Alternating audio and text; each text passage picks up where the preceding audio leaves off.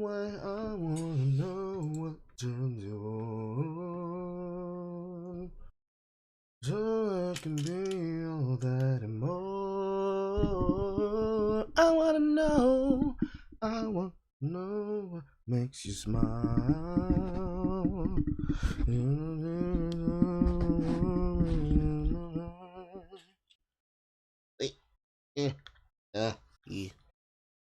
Hello everyone. I am currently waiting on Charza to finish watching a video, and then we can get started. How's everybody? Hi. Hi. Gonna be a second while we see anything out, because we didn't finish everything we needed to talk about last podcast, because it was late, and people, and time, and things, and stuff. So we're picking back up where we left off.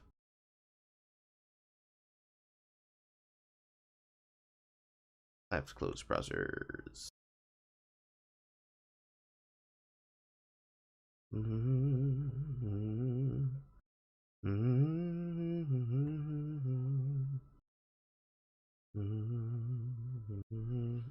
Hold on. My Discord app is not quite open. I have multiple tabs open because I spent my night archiving.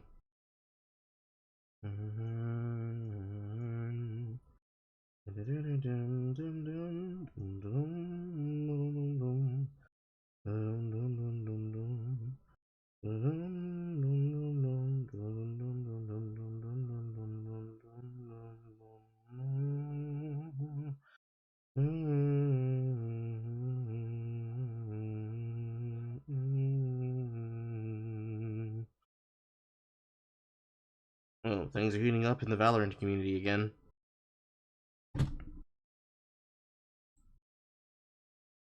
Finally, Discord is open. Discord is lagging.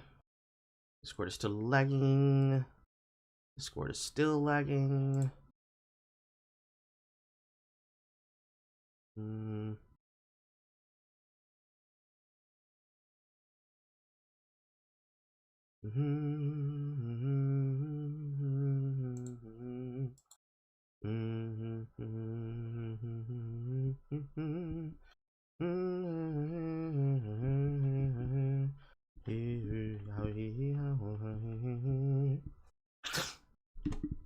I am literally been waiting for this screen to catch up to the computer and refresh for 5 seconds.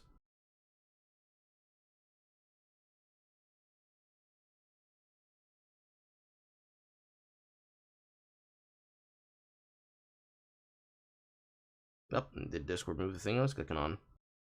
That's wonderful. Okay. I need to close more programs, apparently. Close GIMP. And what else do I have on the background? That's kind of it.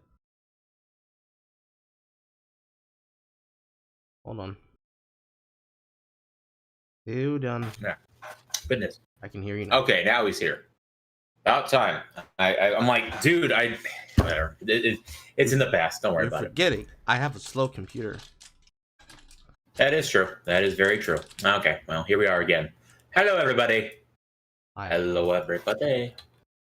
I say as I'm literally working on a map of for Source Filmmaker of the rooftop scene from The Room. This has been fun. Anyway. Speaking of Room, actually, there's been a lot of. Did you ever finish that? Did you ever finish that edit of My Room? Let me tell you. Now that I have a workflow going where I can basically bring it through from Blender to Source Filmmaker, that is like one of the first things on the docket, apart from a few other things. But yeah, that's coming. Don't worry. You're gonna have to add a couple more posters because I'm about to get more posters on the wall. Shoot, you killing me. I'm gonna do that. I'm gonna do that. Like I said, I have a lot of this is basically me establishing the workflow, artist stuff and whatnot. Anywho, there's been a lot of shit that's happened between when we signed off and came back today. Yep, that's Let me tell you what. Yep, that's for next Sunday, or probably. I know. I don't know because yesterday I went in and I did my interview things, and it was pretty much I walked in, and then paperwork right in front of me, and the whole rigmarole.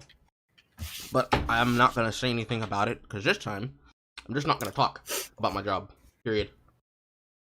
Dude, that's probably the best option. I mean, I give hints about it, but I try and keep that side of my life mostly opaque, ambiguous for a reason, for that exact reason.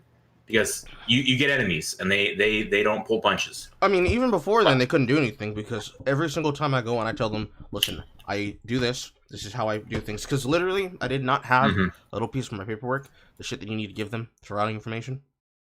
Yeah. And I was like, wait, they actually show this on your subscribe star. So I'm just like, oh, can you pull it up in something? Like, oh yeah, no problem. Let me send this to your email. Oh, wow, that works. Took a screenshot of the screen for the information, and then they're able to just use that directly. So I'm like, damn, that's lit.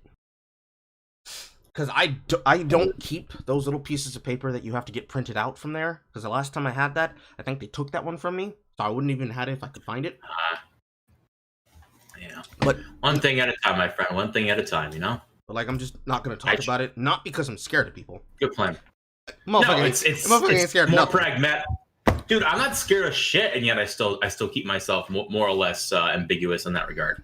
It's practical. If people are going to call you coward for that reason, well, I guess you're proving their point.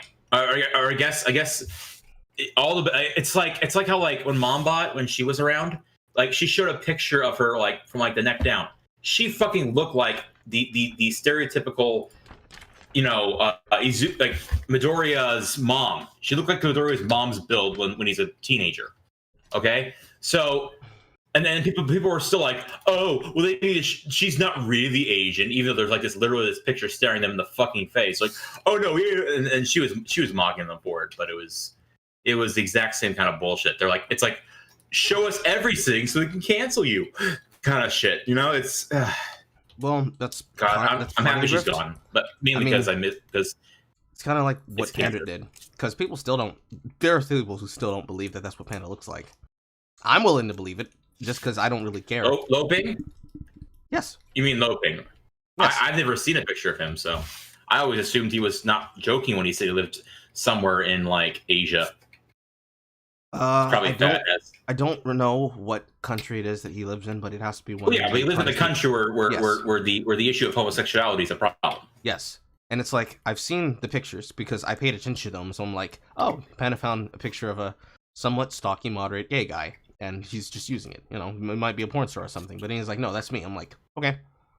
I'm not. I don't have. He literally. Okay. Yes, he's literally posted exactly his face. As you expect him to. Okay. No, I don't know what to think about what he looks like, considering all the people who we know, and that we have either a. Wait. What? Wait. Full stop. What?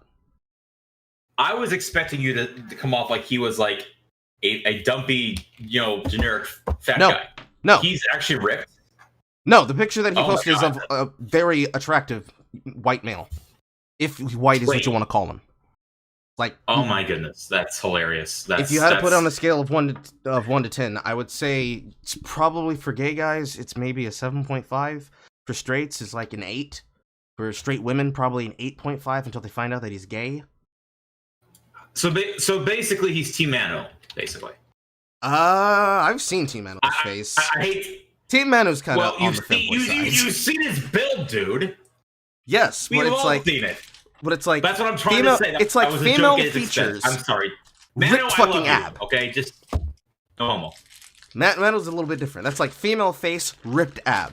It's like if you took Dimitri's head but slapped it on a weightlifter's body. It's a little bit of uncanny valley. It's a little bit of an uncanny valley, but it's not a bad thing. The point I'm just trying to make is, like, you wouldn't expect that to be what Panda looks like. Either you're expecting expecting a 20 out of 10 Chad that's just picking out pictures of when he was younger-ish. Yeah. Or just getting pictures of people off the internet so that they can say, "Oh no, I found the picture of this person. And it's actually a porn star. Go cancel him." And he starts laughing as they cancel the life of a In other words, we were expecting him to basically pull a lore with the boobs. But it turns out he actually looks that way, but it's still kind of unsettling because you weren't expecting it. I dislike how that's become the standard. Like Lauren faking her boobs. Yeah, I mean, yeah, basic. I hate how that's a standard, but I feel like that's the best example I can think of. But unlike Lore, he's not joking, and That's cool. I'm happy for him because honestly, you see, like, if you take, I take away like eccentricities, he's a pretty chill dude. I like him. So, consider half of the people on the internet who we know of and how eccentric they are. Yeah. Myself probably at the top of the list because I'm somebody who's an actual out degenerate. It wouldn't really matter. Believe me, there were times where I've kind of recoiled in horror by some of the things you've mentioned in regards to things. So I'm like, oh wow, okay, well, but still, like, dude, as I was telling my mom, like, you're a chill dude. We had a good conversation tonight the other night. I thought it was pretty good. It's like you could obsess over those things and be like, haha, look at these weirdos, but it's like, I don't know. Considering the difference between be careful. It's like sexual degenerate that's gone to sex clubs and works at sex clubs and has done shit with sex clubs, or person who says they care about black people but are laughing and cackling about a person being under the line of poverty. Which one would you like to be friends with? I'll be honest. I'll be friends with the former, which is, I'm guessing your analogy here in relation to him. Which honestly, again, I think he's it's one of those things where it's like. It was so funny. I mentioned my brother mentioned how he follows Poe, and I'm like, oh, my condolences for your feed. And he's like, no. I ignore everything he posts in relation to cringe. And I'm like, my man, you've learned well, my brother. He's like 20 in his early. Stoney's in his early 20s. I'm like 30, so there's a bit of a. I'm happy that I could use what I've learned as a awkward adult to at least help impart some wisdom onto my brother, because let me tell you, I've gone through hell and back at times, it seems like, so, and he appreciates it. Anywho, so what's up today? Oh god, this. Yes, we're picking back right up where we left because we didn't read this part. I know, but I didn't know that we're covering this. This is oh, this was so cringe. We have a lot of shit stuff to cover. So, just to refresh my mind, because I have been eating so much candy and so much alcohol. I don't know. I was gonna say, I don't know why you're. And then you said that. I'm like, yeah, that's why. I spent most of today sleeping, so I could have the energy to be awake now. I mean, that's fair. I have someone cooking in the kitchen too, but I don't know when that is going to be done. So I might have to get up at some point in time to go check on that. It happens. It happens. But there was a shooting here in the state of Georgia, specifically in the Atlanta area. White male who went into alleged rub and tug businesses and targeted Asian Americans. Of the victims, there was a total of 8. 6 were Asian American, and it was believed that the women in question that were murdered may have been sexually trafficked. It is not confirmed, but it is suspected. From the press conference given, the exact words of the cop was retelling and quotes directly from the suspect.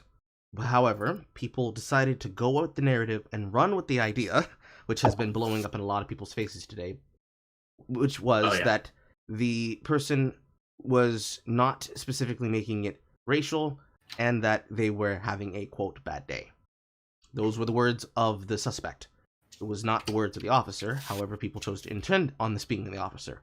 And this has been going around the circuit because of how that works. Because on the first part of this, I can understand why people would say that, because it's like, bro, it's not racially motivated. I just ended up killing something that's like 80% Asians. What do you mean? I would have shot anybody.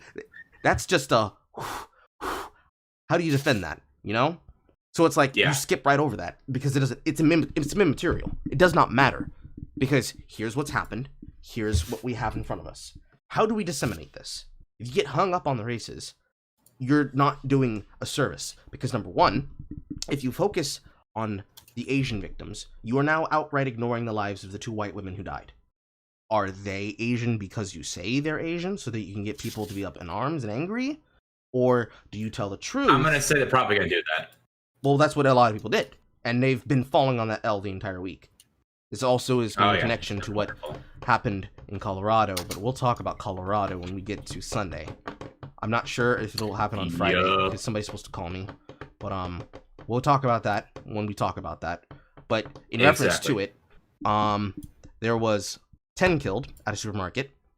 The entirety of the journalistic class decided to say, "Oh, you saying that he was arrested? He was arrested on scene. That must mean he was white. He's right? So it's like they're praying, please be white, please be white, please be white, please be white. And then it comes out his name starts with Ihal. And immediately everyone shuts up. Oh no, they didn't shut the fuck up. They actually doubled down. It became the JonTron argument. It then became, well, you see, it's still white supremacy because he's benefiting from the idea of being white. Because if he had been anything else, he would have been shot down. I'm like, okay. So that's what you're saying. You're saying that what should have happened every single time is that black people should have been gunned down. And it's been a whole fucking ordeal for the entire morning. Because the problem with this that I have is the fact that Facebook has the tweets. They had the posts that made it very clear he was radicalized by people putting the supposed Islamophobia in his face constantly. Yep. And it's Facebook policy, and I'm pretty sure this is for all tech sites, at least the ones that are considered main tech or legacy tech. They make it a policy to pull the information down and remove it from the website for violation of the policy. But the question, rhetorical, mind you, that I would ask people is, why is Facebook taking down actual evidence that can apply motive and not submitting it for whomever chooses to take the case as submissible evidence in court so that he can see justice?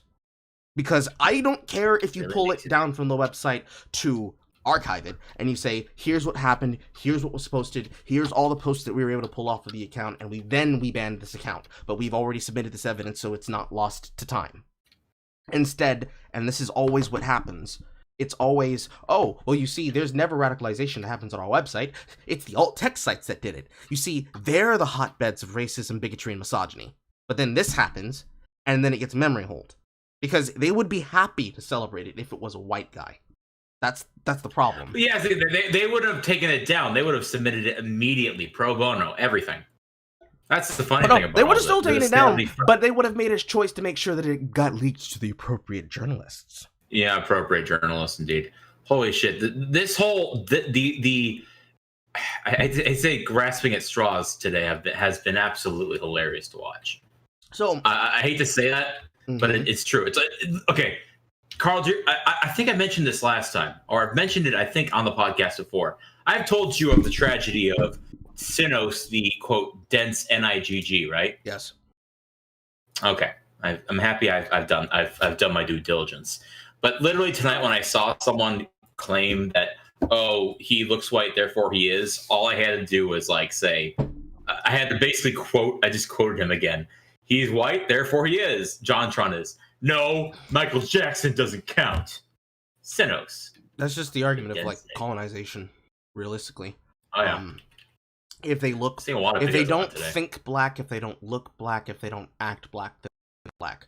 Which, if you take that along all the lines that it goes down, if they don't think Irish, if they don't act Irish, if they're not being Irish, then they're not Irish. And what happens when you think like that is what eventually happens here in this tweet. Asian hate also manifests in the U.S. entertainment industry through the displacement, omission, and appropriation of Asian faces, names, foods, and traditions in imported Asian media. This normalizes the idea that Asian culture is right for the taking, while Asians themselves are expendable. So you heard it here first, people. Localization causes actual racism and death. It's time for you to stop, Funimation. It's time for you to go, Crunchyroll. Excuse me a moment. Someone's slapping. I swear to God, I love how the other thing about this. I'm sure I may have sent you this green text earlier today, but because I saw it earlier today. But basically, I guess there was this person over at 4chan was able to report the new boss to HR because she was 75. They were 75% Chinese and not entirely. Like, well, yeah, some internalized whatever. Somewhere, and then they report them, and they're obviously out the door by the end of the day. And not only that, I would also note the amazing irony of Teen Vogue's new editor-in-chief getting gone. Yes, because they pulled up her racist tweets. That was fucking hilarious. I hate to say it like that, but it's true. It was just I cite that as a tide as Tim Pool did, as the tide finally turning. It should. Now it's gone too far. Now it's gone too far apparently, because a black woman's gone because she basically said things in her past. It's almost like everything we've been telling you guys is coming to pass. Oh wow, that can't be right. Now that means we have. Yeah. Anyway, my bad. Now looking at this post, they attached 4 images to it. So the first one, we have Power Rangers Samurai, which was the localization for a Japanese tokusatsu. Yes. Then we have the Pokemon dub with the Jelly Donuts. By the way, shout out to Necro13 for finally covering Red Bart is Cool's bullshit video. He's only gotten part 1 done. Part 2 is coming soon, but I was so happy someone finally decided to take that bitch to task. Anyway. Mm-hmm. Then we have number 3, which is Dreamworld Evolution. And then you have number 4, which would be the Ninja Quest arc of Mighty Morphin Power Rangers, which is adapting pieces and parts of not Shinkenger, Kaku Ranger. Yep, you got it. And the entire thing is like, okay, but that's not Asian hate. In fact, the fact that it's being adapted and then being put into American media and is being the most child-adjacent media that's been seen is the opposite. It would be actually Asian appreciation, because appropriation is supposed to be they think about it that way. That's how they look at it. It's like they look at it like not as a bad. It's like holding up Godzilla. Don't get me started on that, because I could ramble about that. But yeah, exactly. I understand. I always think of that one. Yeah. I understand what their argument is, but the problem is that it's, again, like almost all arguments, it's a dumb argument. Because the problem is that if you disseminate this as Asian hate, so what about any of the other depictions that exist in sardonic media, whether it be stoner media, or like, when you have things like Harold and Kumar, or you have any Asian that plays a stereotypical Asian? Is it Asian hate because they are doing what has been seen as technically a caricature in the face of exactly something like blackface? No, because that'd be stupid. So to claim that this is essentially claim that Power Rangers bullshit is Asian face, when it could not be more diverse, created by the hands of a left-wing Clintonite, who specifically wanted to make it as his version of like a chick track, I don't know how to help you. Like, go outside, touch grass. The thing I always remember, I have this meme that I made a long time ago, and I've used it in a more generic sense, but every time you brought it over to Kamar, that reminded me of it. It's like, every time this happens, we all need to thank Max G, because he fucking called this shit. They hated Max because he spoke the truth. Shout out to my main man who keeps telling me to not follow his to not follow his lead, and yet every time I almost instinctively say "fuck you," I'm going to do it anyway. That guy called all this shit with the problem with the poo. Apologize to this man. He's a good guy. It's kind of unavoidable when you really think about it, because if you look at the problem the way that they do to go down the pipeline, yes, it's power dynamics. Because the person who puts it on the screen is expressing a form of power, which, again, if you're quoting that for Power Rangers, you do not understand the concept. You just do not fucking understand. Because it's grown outside of the field. Of course they don't. That takes time. It grows outside of the field of involvement and the spectrum of control. Because here, you have season Dino Fury, season number 2 under Hasbro, that is currently in production and showing on Nickelodeon. And this is what, 27, number 27 installment of the Power Ranger franchise? Oh, yeah. So they've been doing this for over 20 years plus now. It's not going to stop anytime soon. Yep. Why would it? Yeah, do they really think they're going to just stop because you said so? because you clutched your pearls. I mean that's rhetorical. They obviously think that because they're stupid. But I'm just saying is that what do you? It's like yeah, because they're totally gonna do that. You know, they're totally gonna say, "Oh, geez, Karen, I'm sorry. We'll stop."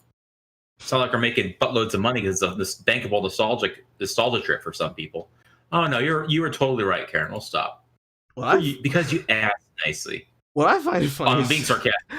What I find funny here is that they chose to use Power Rangers Samurai instead of any of the other more Japanese-inspired seasons, as well as using the Ninja Quest season, which has probably the more updated cast instead of like using episode 1 through I don't know how long of season 1 of Mighty Morphin Power Rangers, which would have the more iconic one where you have the actual just straight up SoCal white guy as your lead.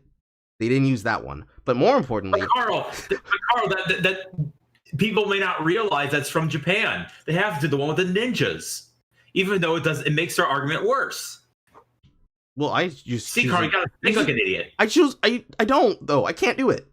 The worst part that I don't get is that they throw Pokemon out there because it's like, yes, we know that this is the best known case of localization problems and why people don't like localization sometimes.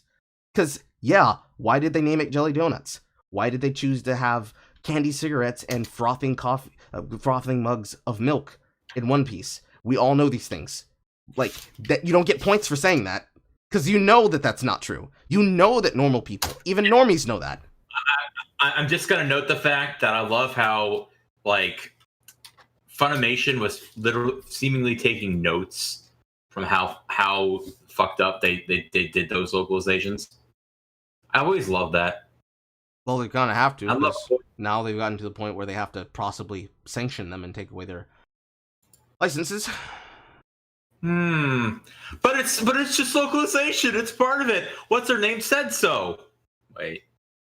The one that I'm willing to let them like have would be Dragon Ball Evolution. That was one part that was just one part a bad adaptation, but at the same time it was like the proto content of what has happened with trying to get Asian Americans or just foreign talent into films and then try to feature the films as part of this like ad campaign across seas where you make something that's supposed to be for an Asian audience but you end up making something that just kind of is there. Like recoil horror. The thing that people remember from this was the two lead stars that would eventually go on to do a stint on Shameless being the leads. And it's like, okay, yes, we know that this is not Goku and we know that this is not an appropriate Bulma.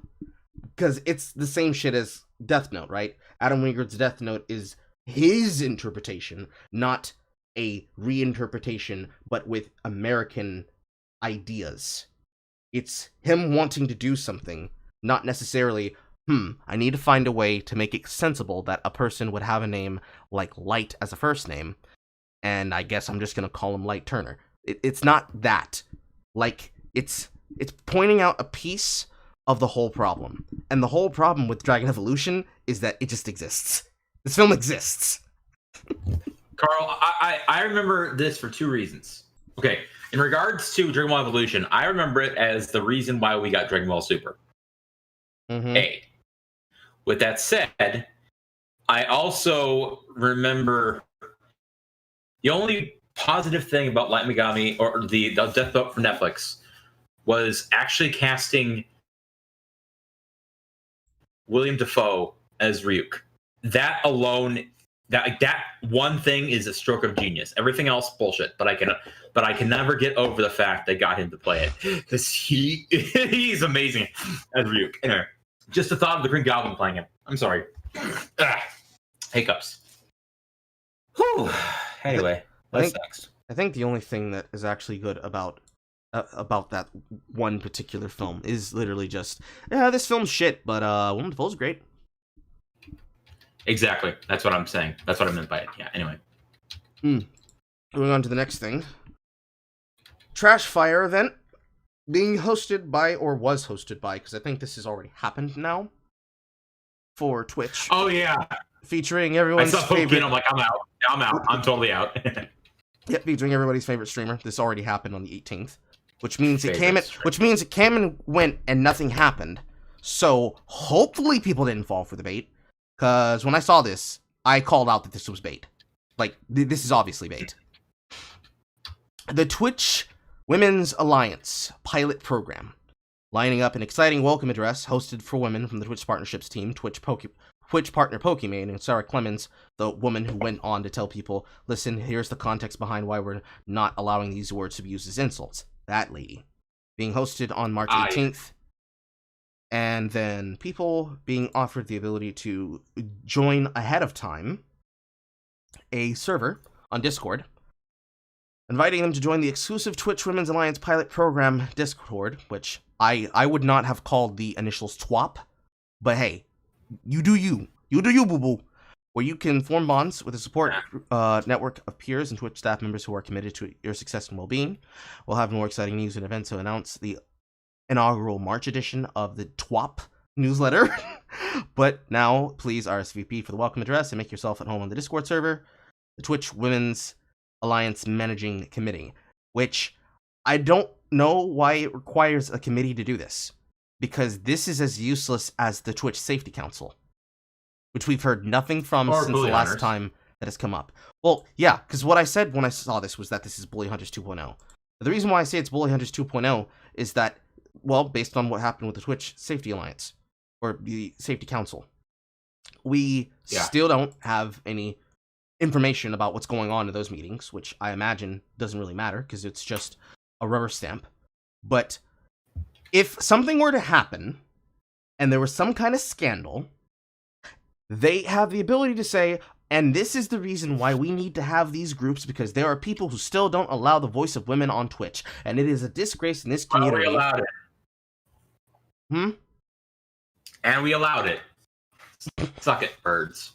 I mean, technically you could say that they allowed it, but at the same time, it gives them the ability to act like victims. Because there are still people who don't realize that, yes, the Bully Hunters event was literally a scripted event that was supposed to be taken as serious, but when it blew up in their face, and it made Steel Series lose money, and people had to be sued, and they had to set up for the actual lawsuits, to the point that Steel Series themselves had to say that they had to make an actionable case for damages because of how much this damaged their brand. Oh my god, that's funny. I love it. You'll love to see it. When you see things like this, you see smoke, you smell, you see the smoke, you smell the fire. But you close the door, you know? It's like you open the door to a burning fire that's already consuming the building, and you're like, absolutely not. I'm just going to turn around, and I'm walking down the street to Burger King. Not my problem. If something happens, we laugh at it. If nothing happens, okay. It's really what it is. Because to hold them to task about it, for as much as someone could hold somebody to task for it, it doesn't get you anywhere. And hopefully Twitch works their problems out, but probably not. Because there's always something that Twitch doesn't answer for. I'm not sure if they ever will really answer for them, because that's kind of the business acumen. You do something and you see if it gets a reaction. If it gets a reaction, then you go forward with it. And if it doesn't get a reaction, you just say, okay, we tried. People weren't interested. But this is probably the more important piece of the puzzle from the last week's news. I'll give Charza a second to come back and cover it. Hello.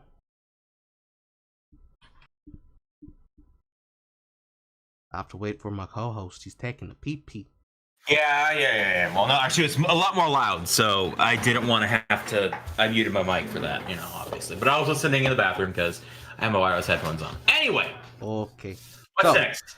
This news from last week. The big headline breaker. Judge Brett Blum was arrested yesterday on 7 charges of child pornography. He is a county judge in the Children's Court of Milwaukee. He is the president, or was the CEO president, of Cream City, which was a advocacy and alliance support group, which essentially is another way of saying an open blank check wallet. They are the ones that are responsible behind the event of Drag Queen Storytime that everybody was very, very upset and objectionable about, and more importantly, He has a husband and 2 adopted children. The details of this case that are very important to go over, because I have so many links on this. Let me just open them all up. Oh boy, it's gonna be fun. From Disclosed TV's archive. You can see why you wanted to cover this one. Blum, 38, Milwaukee court judge and former president and CEO of Cream City Foundation, running the Drag Queen Storytime Hour, being arrested on 7 counts of child pornography. He is the court judge in the Milwaukee County Circuit. He was arrested by the Wisconsin Department of Justice, which means they have your ass. For people who have never worked with local and state authorities, when you have something that's an investigation that is allegations, there's a chance that it could be like some really, up in the air shit, but it's more than likely the person did it. When the Justice Department comes for you, they have your ass dead to rights, and they do. The investigation pulled up the fact that there was messages being put through on multiple apps. You had Twitter, you had Discord, you had Kick. Oh boy. And there were links that were found that were sourcing it directly to the fact that some of these documents were being uploaded in the Justice Courthouse where he worked. And oh my. And some of the material that was recovered and identified was identified as material which had been submitted as evidence for the cases which he presided over in oh my court. Goodness, really? So he was using his connection and he was using his position to obtain material to then disseminate amongst his circle, because that's how CP goes. It's not just there's one person and they're selling it and then they're supporting it and they're consuming it. It's always a network, because it's being uploaded to these big ass mega uploads and archives, which exactly, if people remember, was the news source that happened, that is now being quoted as a defense of Section 230 for the safe harbor when Twitter was sued by a victim who had his information blasted out there by his harassers who were blackmailing him to produce child porn. They claimed they were not responsible. It's bullshit. Exactly as shit as it sounds. And everyone kind of predicted that angle, but I'll read from you the article in question. This article coming from the Gateway Pundit, which I think I have archived here. Breaking, former president of Drag Queen Story Hour Foundation and children's court judge arrested on 7 counts of child porn. Written by Christina Fairbanks on the 18th. Milwaukee children's court judge and former president and CEO of Cream City Foundation, which runs Storytime Hour, being arrested on the counts of child pornography. He was arrested on Tuesday for allegedly uploading 27 images and videos of children being sexually abused on the messaging app Kick. He was held overnight and released with a signature. He has been ordered to stay off social media and file-sharing websites and is not allowed near any children except the 2 that he adopted with his husband. I disagree with that highly, but okay. Blum is accused of uploading images both from his home and from the judge's chambers. Give me 1 second, because I can actually pull that up, because I actually tweeted about that for cool, an associate's benefit. They were actually able to show that it indeed came from the thing, but that was not in any of the articles. You actually had to get that one from Twitter. Of course.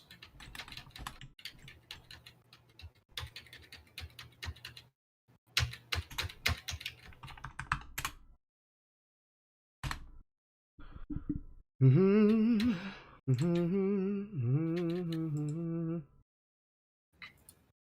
had an extra R.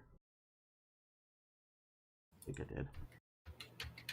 That or I spelled Tina's handle wrong.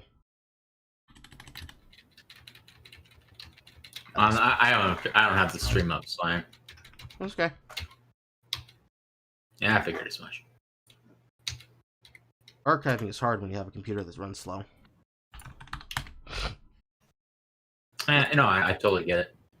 I'm gonna imagine your new setup allow things to be our sound to be a lot snappier, if you ask me. But because I know what it's like to have a shit computer trying to get all this shit done on it. Believe me. Mm-hmm. Here's what I was trying to pull up: a 44-page search warrant. That's how much information they have. A 44-page search warrant. 44 pages. Was filed on Friday shit. Wow. by a DCI special agent saying from the investigators finding Blum using the name Dom Master BB uploaded 20 this guy's ass dead. uploaded 27 videos and images containing child pornography, 2 of the files being uploaded at a Milwaukee County government building. So it's in the details of the actual report, but they just chose not to report on this because some of the people reporting on it have a political bias and reason not to report on it. And on the day after, the Foundation removed any and all programs and resources. Because the important cope that went into this is that when this was announced, the Foundation put out a message from the organization itself and the board of directors that actually, we're not the ones that organize drag queen storytime hours. We don't do any of that. We're just people who offer programs and resources. And then the day after, they unlist and either remove or discontinue public information covering those programs and resources. See, I have a sense that people didn't buy it, Carl. People didn't buy their story. Imagine that. I mean, it's just distancing themselves from the problem, really, because we have the pictures of him being listed proudly as the leader. This is specifically Joshua Moon's tweet on it, the owner of Kiwi Farms. So, of course, this made the rounds everywhere that you'd expect it to, and it was part of the problem that led to an entire discussion about people trying to use him, this man, and the men like him, or women like them, because it's a male and female problem, and trying to throw drag queens under the bus by saying they're all pedophilic. And this was the thing that you were talking about last time, where people were being upset with Dev, and people being upset with Lilith because of the yeah. The backstory on that was that Lilith made a take that she didn't agree with because she saw something that came from 4chan, and she assumed that it was just 4chan having a lark and taking it out on the expensive people. So when you do shit like that, you say literally whatever. You say anything. And what she happened to say was that I don't think that this is true because I would expect drag queens to be more protective of children than Catholic priests. And then this story came out, and of course, jokingly, I chose to post the L and say, "Oh my God, I don't know how to do this. I'm gonna have to put down Lilith." No, but there are people who are unironically doing this. Put down the kitty. They were unironically trying to post this as though this was more than what it was. Lilith came out about it. Lilith apologized about it.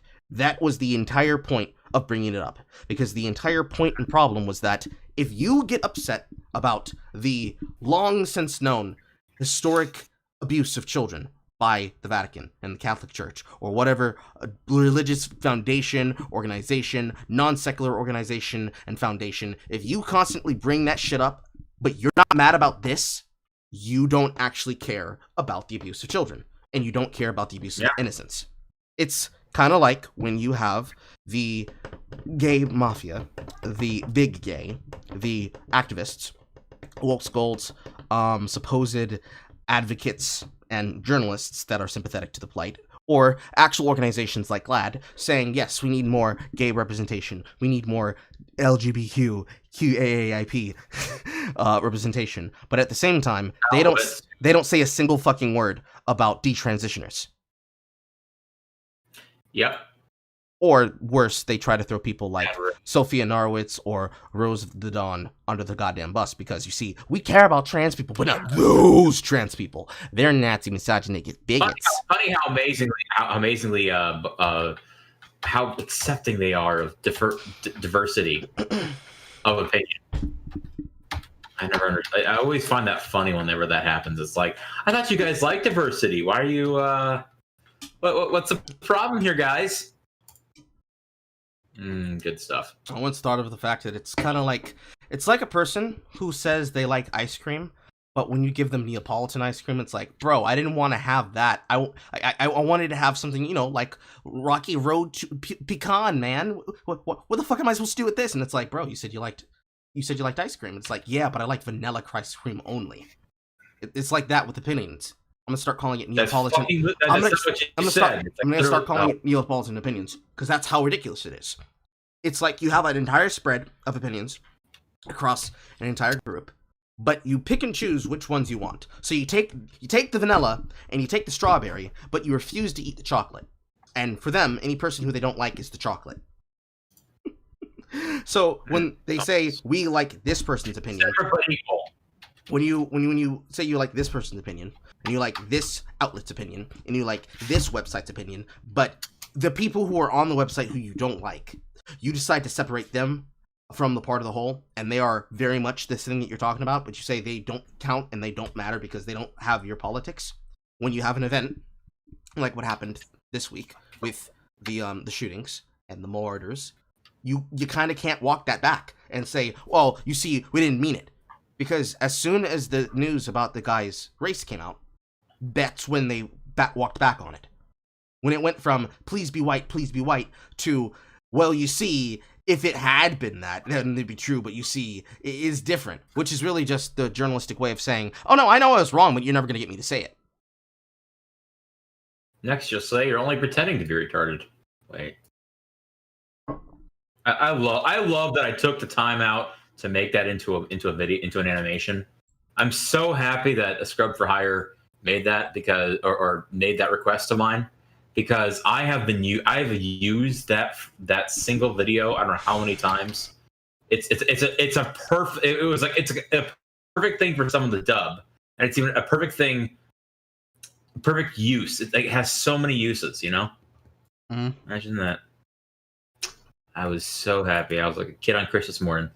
Thank you, Scrub. Now I'm gonna animate this and use it all the damn time. You might actually not be happy about that, but oh well. Yeah, it's in the way. I'm trying to figure out where I want to put our heads on the screen, and I think I'm gonna put it on the side here. There we go. The chat will let me know if it looks bad. Won't you, chat? Oh, they will. Alright, next story about this. This one is a little bit more upsetting because this is right on the tail of the Diablo Resurrected news that I put out my video for. Is this thing regard to formula they're at it again? What? Oh, never mind. Continue. Ignore that. Okay. So earlier in the week, I think Wednesday, it came out that there was a layoff that came from Blizzard, specifically targeting multiple groups and multiple laid off workers that were given different kinds of severance packages. But the most important part of the severance package is that they were given, on top of all of the other things in the package, $200 of Blizzard BNet store credit. Then, wait, what? Yes, they were given store credit as part of a severance package. Yes, they better not have forced a non-disparity clause or by giving them store credit. Otherwise, oh my god, I do not know. But there were multiple users that came forward with this. There was multiple esports journalists like Richard Lewis who came forward with this. And then and this is the esport one, right? The esport layoffs. Well, I'm not sure, but they would be included in this, yes. Okay, making sure. From this, on 17th of March, so the day before the 18th, yesterday, Activision Blizzard's video games laid off 190 people. Over 1,000 have been laid off in the last 2 years. But Bobby Kotick, or as I like to call him, the White Goblin, because his face unironically looks like a goblin. He unironically looks like Gazlowe from World of Warcraft. But Bobby Kotick gets an $200 million bonus on top of the $30 million annual pay. So, of course he did. It was the same as it ever was. The people get laid off, but the CEO rewards themselves, or they are rewarded by the foundation, because sometimes it's a choice. It's not always they did it themselves and they gave themselves a raise and a pat on the back and said, "Good job, team." You know, not everybody's Neil Druckmann. Some people actually, you know, some people sacrifice their careers of people so they can get a bonus. Other people do it for them, in other words. But it was reported that this happened, and it was Kat that came forward and just talked about this maximizing profits, which I agree with. Because when you look at the entire state of Blizzard under Activision, what really do you have to look for? it's very clear that they are taking the infrastructure of BattleNet and they're using it to push Activision products. Because I made a tweet. Hold on. I'm going to pull this one up because it's funny. I made a tweet after I got my Switch and I put it all together because I bought a Switch, guys. I still have some. Oh, sweet. Awesome. Congratulations. You need to add me, Carl. You need to add me. I don't have any multiplayer games to add people on except New Horizon. And I haven't even broken that one in yet. I have just single player games. Add me, Mook. You can join the rest of the people who can wait for me to drop the friend code. But let's see, where is it? Oh my god. I thought I knew you. We were podcast partners in crime. Anyway, continue. Okay, so it was when I booted up Crash 4 that I was met with an Activision account screen. Sign up for an Activision account to unlock a unique skin for Crash and Coco. Just some out there skins. A Bethesda account is required to access this stuff. So, like, I looked at the screen, and I just laughed, and I said, no, because why the fuck would I register to get skins in a single-player game? Which, this is the part of the broadcast where I'm going to have to hashtag not sponsor and just talk slightly about Crash 4. Because I played through the first 2 levels, and when I heard Billy's voice actor, I'm just like, okay, this is going to be a fun experience. The game is not bad. I've heard good things about it. I've heard nothing but good things about it. Essentially, imagine having all the good parts of Crash Bandicoot as a franchise, at least if you want to go by the numbered the sequels and trilogies, maybe referencing Wrath of Cortex and shit like that, but you play the game kind of like it's designed for speedrunning. Because there's a lot of, layers. Yeah. I'm not sure if it's going to be like how Crash 2 or how Crash 3 was with a power system, because I have not touched level 3 yet, because I spent almost all of my time optimizing my speedrunning route for the first 2 levels. This game... Wow, dude. That's awesome! The first... Happy for you. The first thing that was impressed upon me is the fact that the game is designed as pretty much okay, we cannot fuck this up, so let's get it right out the gate kind of situation. The controls look nice. Well, some of my toys are Bob. Well, the controls look nice, the graphics look nice, but more importantly, the skins that they are bumping, like the hardest of mid. The skins themselves don't add anything. In fact, when you play the time trier feature and you're playing either as Crash or Coco, it is a Crash ghost timer or ghost what is the proper word for it? Ghost afterimage to show the actual path that you took on your last route. It shows that it's just a Crash Bandicoot overlay to show that, okay, so it doesn't actually matter. You can just play as any character, and the designs are the designs. And the way that you unlock skins is that you have to get gems. They added a new feature, which effectively is that you collect Wumpa Fruit. You can get over 300 Wumpa Fruit, but you can either play the classic way, which is you have a live system. If you run out of lives and continues, you're gonna have to start over again from the beginning. And then they have the modern system where it actually counts your deaths. The first 3 are Wumpa gems, I'll call them. Then you have a hidden gem that's inside of the stage. Then you have a gem that is gotten for the boxes. So the normal Crash Bandicoot style. And then you have a gem that you get for not dying 3 times. But then there's a hidden feature, or a hidden achievement, if you go through the level entirely without dying, from beginning to end. And then they have the Time Trial feature, where your time is based on, I guess, a roundabout load time for what you would do. And the box routes change, what boxes do and what they are in the speedrun route against the actual normal level change entirely. And the mechanics about how you go about playing it changes a little bit.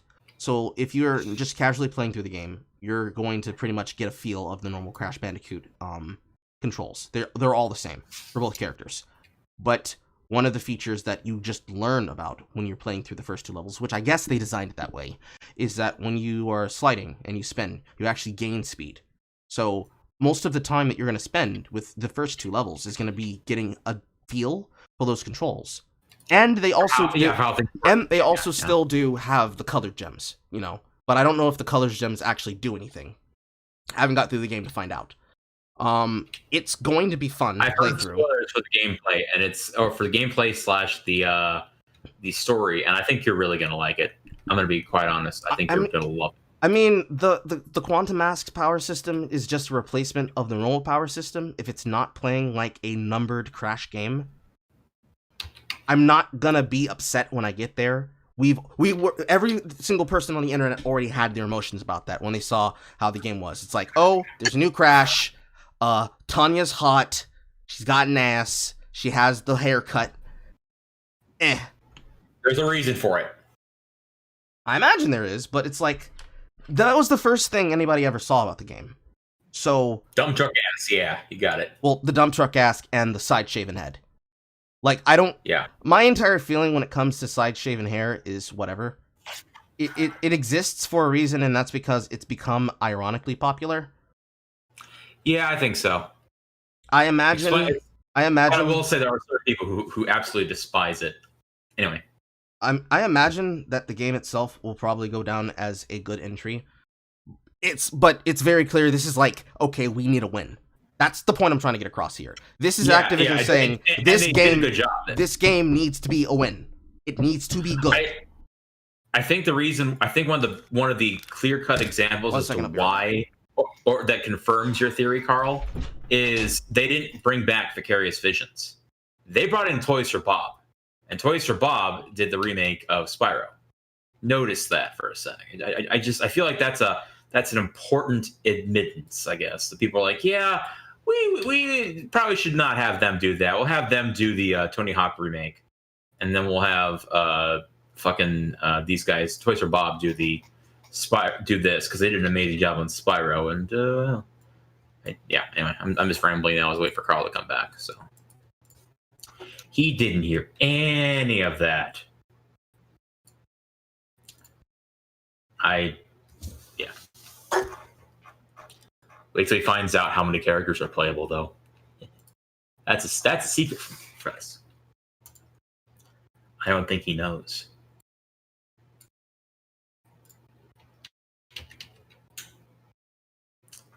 Meanwhile, as Carl is doing that, I am working on a map.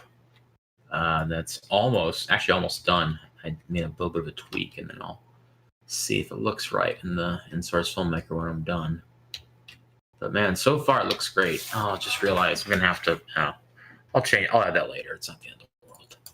But I'm making the room, the rooftop scene from the room. If you guys follow Chicanery on YouTube, I'm basically making. I was inspired by him to make a level based off of the rooftop scene in the room. Oh, hey Carl, he's back, or he should be back soon. I heard the door open. Yep. I was telling him about a spoiler that I'm not gonna, or something about the game that I don't know if you know about, so I'm gonna keep quiet about it. And also, I was telling about the level I'm working on right now, the rooftop scene. Anyway, okay. What were we talking about before we got into discussing Crash 4? We were talking about the Switch. Oh yeah, Blizzard. Yes, Blizzard. The thing. Continue, my friend. The reason why I bring up Crash Bandicoot is that this is probably the most important part when it comes to really understanding why it's news. When you go to the website, I'm pretty sure it's still also like this inside of the Battle.net app, but you have 2 sides of the content. You have the Blizzard things, and then you have the Activision things. And you even had this before with Destiny 2 and with Call of Duty Warzone. It's very clear that it is 2 heads of the same Hydra, but there are people who still think that they're separate. Because this is like a meme that I did. Because there was a person who got. Carl, I remember back when I got a Battle.net count to redeem a copy of Overwatch a friend gave me. I was like, that's weird. Destiny's on here. Oh, there's also Call of Duty. Oh, gee, I wonder what they're doing with this. Wait. Continue. Hold on. I'm trying to pull it up if I can find it. Okay. There we go. So, Misclicked. I made a point because on the Activision Blizzard post, they made a post about Stop Asian Hate. At Activision Blizzard, we condemn racism in the strongest possible terms. Our mission to connect and engage the world. I wonder if James King told him to do that.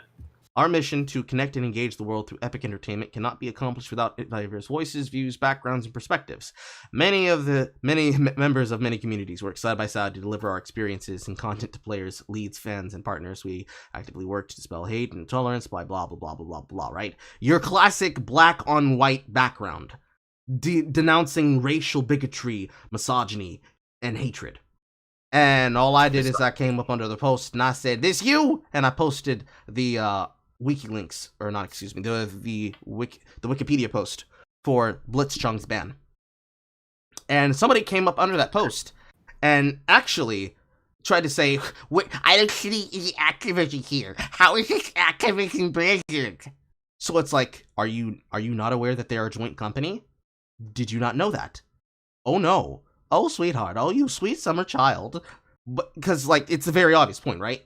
You say that you stand against Asian hate violence. It's the same shit that you expect from a company, but it's especially egregious on the case of Blizzard because you have people like Mark Kern, who was a part of the Warcraft team, who basically his name is like a dirty word in their offices. They treat him the same way that Riot chooses to treat Richard Lewis. Then you have all those people. Guaranteed, I'm going to go ahead on a limb and say some of them, even if just one of them were Asian. You have these games, which are very much being tailored for audiences, that has a multitude of players in your demographics. I'm going to go on a limb and say that they're Asian as well. There are some. And with something that's such a sweeping generalization, all it takes is one. That's the entire issue and problem. All it takes is one. Because if you forget how big of a deal it was, granted, people immediately went right the fuck back to sleep. So it kind of goes there, you know. You kind of have to see the people and how they. You kind of have to see how they really feel there and how much they actually care about it. Because even when I was looking for it, I did not want to give Blizzard my money so I could play Project Diablo 2 on stream. But I did what was required for legality reasons because I have very serious problems with the company. That's why I haven't played a Blizzard game since. It depends on how you view Blizzard, because you have to make the difference between Activision Blizzard and Blizzard. Diablo 2 was a Blizzard game. It was not an Activision game.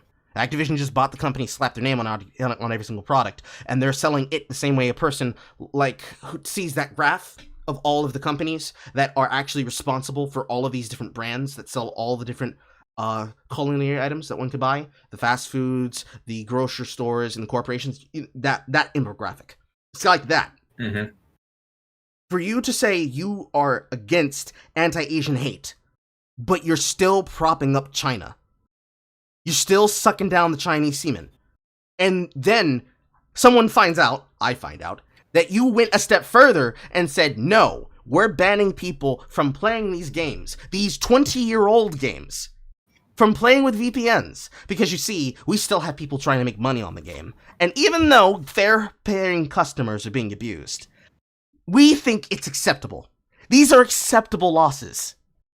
All I have to say to that is, damn, how Chinese of you. You know? Yep. Oh god, and justify the means and whatnot, yeah. I mean, it's shitty business practices anyway. But it's a step beyond. To do this, everybody knows you did this, but you're going to go forward on your way hoping that everybody forgot. That nobody brings it up. And if they bring it up, remove it. And if you can't remove it, just ignore them. And if you can't ignore them, send out a statement saying, well, you see, it was circumstantial. We were not the same administration as before. The same working world. It's tiresome. It's damn right disturbing. And someone has to laugh at them for it. Yeah, oh god. If you laugh hard enough, hopefully they'll... There's a wonderful image from Sam and Max, the old comic, that I always use in these situations where it's like, look at this thing. Isn't it ridiculous? Maybe if you laugh hard enough, it'll go away. I always Photoshop something into that shot, and for that exact reason. Sometimes the best thing you can do is laugh at their stupidity. at their terrible attempts to try and wash over it. Because guess what? Some people, if you point it out, there are going to be people who are going to come there like sharks in the water, ready to cancel someone. Funnily enough, I just find it so funny. It's a glorious thing to see. For me, it's not just that it is what you have to do; it is the only thing you can do. Exactly. It was Nerd City today, and this is the same thing I've said before, but we're going to repeat it again. It is a staple of consumer hobby culture that originally the way that you dealt with something was a boycott. It was a clear decision that had to be taken by a company that said, okay, we understand, we recognize, and we hear you. So instead of doing the thing that we're going to do something else. It became something for people to do because when you're emotional and you have opinions, one of the things you can do is either talk about it or just choose not to buy. If that person chooses not to buy and it motivates the company to say that they actually care about the money, even if they say that they care about it, but they actually don't, it is a gesture that can actually help you. For these companies, what has been something that was supposed to motivate you to look at the problem and say, okay, do we actually want to say that? Do we actually believe that is the message we want to put out and associate with it? Every single time something horrible happens, you have taken what is supposed to be a understanding and a recognition by a company to distance themselves or to preordained dodge a bullet into an ad. When you make a black on white background message as the brand and say, we're sorry that this has happened to these people, and therefore we're deeply sorry. Sorry. Well, no, it's not even the South Park way of saying like, oh, we fucked up, we're sorry about it. No, not even that. It's just something has happened. Because this thing has happened, we're going to put up a white and black background, or we're going to put up a yellow square background because we stand in solidarity and hate. Please buy our product. That's what an apology constitutes now. When you had Carl, it's basically what is up, my fellow F words. Well, they tried that. Twitch actually tried that. That didn't work. Turns out if you pander that hard, they actually start telling you, no, shut the fuck up. But it was with Sonic the Hedgehog that you saw a studio company for film say, you know what, actually, you're right. Those designs are ass. We're going to go back to the fucking studio. We'll see your ass in fucking February. And then they came back in February, and they dropped the whole ass film, and they put the leg in it, and everybody said, damn, this is actually good. Here, take my money. In fact, have more of my money. In fact, I'm going to buy 4 copies. You actually listened? Woo! And they saw that, but people did not follow the lead. Compared to, say, for years, you've had people shitting on the Justice League, Joss Whedon's cut of the film from 2017, and then the Snyder Cut becomes a meme because people are like, well, the Snyder Cut doesn't actually exist. You're just following a stupid-ass thing. And it becomes a running joke to the point that people will try to mock it in animated content like that with, what was it called? Yeah. Was it Harley just Quinn. called Harley Quinn? Yeah, just Harley Quinn. Yes, it was just called Harley Quinn. Yeah, you have them make a joke of that, which is probably one of the stupidest things that I can see, but I know why they do it. That is age like nothing else, and I love it. I love to see them eat their own words like that. It was fabulous. They try to make opinions and jokes and takes and insult the people who are for it, even though you have multiple people talking about it. So it's not like the film doesn't exist. It's kind of like an urban myth. And then you get confirmation that the thing actually exists. Then they confirm that not only does it exist, it's going to come out. And then it actually came out, and you saw it, and it still got fucking problems. There are still problems. I enjoyed it. Like, let me put it this way, Carl. My review of the Snyder Cut is simply this. I was not a fan of Snyder. I hated Man of Steel. I mean, I tolerated Man of Steel. I fucking hated with a passion Batman v Superman in theaters. But I liked this film mainly because I wouldn't say, like, people have speculated that a lot of the darkness in Batman v Superman was meant to contrast with this film. I don't know if I'm going to go that far, but what I will say is I actually was impressed that a lot of the tropes I've been groaning about when it comes to Snyder almost fit where they're used, and they're not overused or done to death. So yeah, I was actually impressed. And I was someone who mocked my friend who was obsessive about the DC Cinematic Extended Universe. And I was like, dude, you know me, I fucking hated that Batman v Superman in theaters. And yet here I am, like, you know what? I'm happy that he finally went out and did it because I enjoyed this one. Anyway. Yes. Thoughts on Snyder Cut. Anyway. The problem that I have with this is that what we've seen since that's happened is that instead of being like, instead of getting in the way of the producer and stopping them from making the film that they want to make and stopping the editing team from making what they want to make and trying to curtail the artistic vision of the person we hired for this job, instead of trying to get somebody in to hastily make something based on our specifications, we can literally just let them do whatever they want. That's the important part. Not, now we will then strive to copy the EFAP method and we're going to make longer form content for the people who want it. That's not the problem. The problem was, you're stopping me from making what I want. And what they heard was, oh, so y'all want long films? So now people are demanding, hey, let's get a long cut for the Ayer film of Suicide Squad. Oh, God. It's garbage. It's garbage. Like, it's still going to be garbage. Like, the film was garbage itself. The appeal on it was going to be garbage. And even if you were able to do it, like here, you're still going to have a mess. I think it was Red Letter Media that said this first, but you had the Justice League, which was an edited mess. And then you have the Snyder Cut, which is an unedited mess. There are things that don't make sense in the film, and then there are things that are improved by the film. If you compare the two, this blasted the Justice League out the goddamn water. It is undeniable. Yes. You actually have emotions. You actually have stakes. You have moments where you actually feel for the characters that have been written out. There is a character arc for Cyborg. There is a character arc, or at least an emotional core, with the Flash.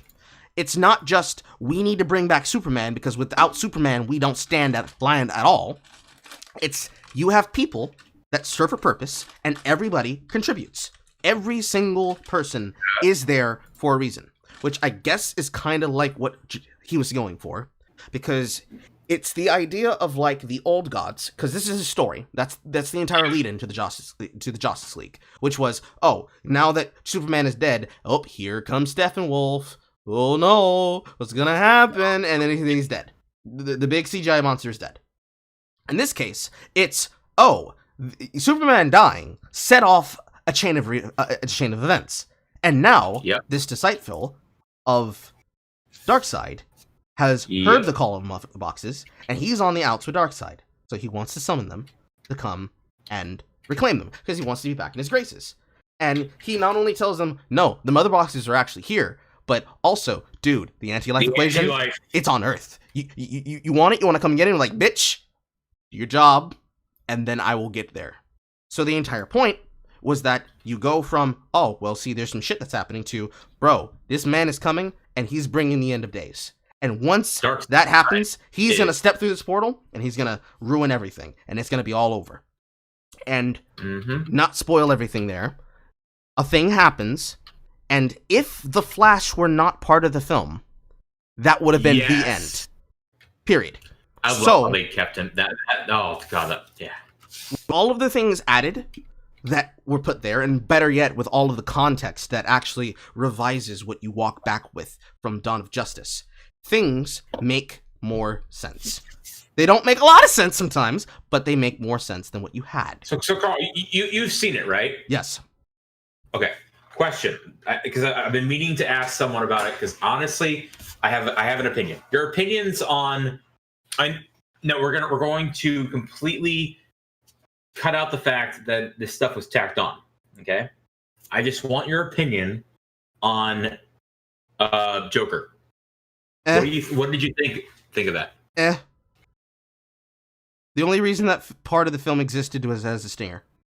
It was included because there was a back scene that was supposed to be put in so that there was a reason for it to be there for context. We know that because it's the exact same actor that they chose. I'm not asking about the context of why that scene's there. I'm asking, what are your thoughts of Leto? No, that was my thoughts. It was meh. It was there because he was there. I don't know why that scene's there. Even outside, the reason I asked was his performance was referring to. That's what I'm saying. I didn't feel anything. Not for, not against. Okay, because I'll share my thoughts because I've been dying to talk about this. I was telling this to my brother still the other day. I honestly feel like in that scene, the Joker he nailed it. I think he nailed it. And at least just as like it almost makes up for his performance in Suicide Squad. And I will say this, in that scene, I felt like he was being the court jester to Batman. Like the whole time, he's just sitting there mocking Bruce. Yes, he's doing the comedian Joker from the Three Jokers timeline. Yes. Yeah, he's basically doing is like he's telling the truth through a joke. Felt like for me. Anyway, I liked him as that. I was curious if I was the only one who thought that, or I'm going nuts, or well. The thing about that is that the entire context of it, because like people keep calling it the nightmare scenes, but it's like no, this is injustice. They are hinting at the idea of making injustice. Carl, what they're doing is yes, but it also could be interpreted as a reference to the finale storyline of the animated series, which I fucking love. Anyway, better than Justice, but anyway. You know these people don't watch the fucking OG. You know they don't care. I know they don't, but I can have hope, damn it. Because it involves Darkseid as well. It like, God, Bruce Timm is underappreciated sometimes, and then other times he literally makes Batgirl and Bruce be a thing. I fucking hate that. Still, it's kind of a long tangent. The point is that the film is out and it happened. Now, here's what happened after that. Geeks and Gamers, a group of people who you probably should watch on YouTube. Yes, if you're not watching them, what are you doing with yourself? Featuring people like Nerdrotics, Eric D. July, Jedi Bunny, Canal Ryan. Other individuals like Mindless Entertainment, that Star Wars girl Anna, and I guess you could tangentially also say EFAP as well, Mahler, Rags, Fringy, and people like Heels Without Babyface and Jay and all them. Kind of technically tangentially connected to this, but this specifically was at Geeks and Gamers. They had Zack Snyder on as a celebration thing because they raised money and awareness for suicide prevention. And the first thing that happened is that Zack Snyder comes in and essentially spits in their face by distancing themselves from the group entirely and the good that they have done and trying to denounce white supremacism and the Nazism and the bad juju that he was getting on vibes. Which, on the outset, straight out, because this is the exact same thing I agree with Eric D. July. That is a fucking attack. And it has to be analyzed and dealt with accordingly. It has to be. Because you are Zack Snyder that has been invited by a group of people who have done nothing but good and raised money, to quote Henry Cavill, passionate fans that have who have the prerogative and the right to express themselves however they express themselves, and they have expressed themselves with nothing but good, opened it with well-open arms, and the first thing you do is essentially put a gun to their head. You have to deal with that as an attack. What has happened since then is effectively, when he came in and did that, what Bleeding Full says here in this archive, because this was seen in front of, at the time that this happened, 7,100 people. The moment Zack Snyder dissed thousands of GeeksandGamers.com fans who had demanded the Snyder Cut and raised thousands of dollars for charity. What an insulting and unnecessary buzzkill statement. Did King Snyder bend the knee? Did HBO Max coach him? Did SAW Buddies twist his arm?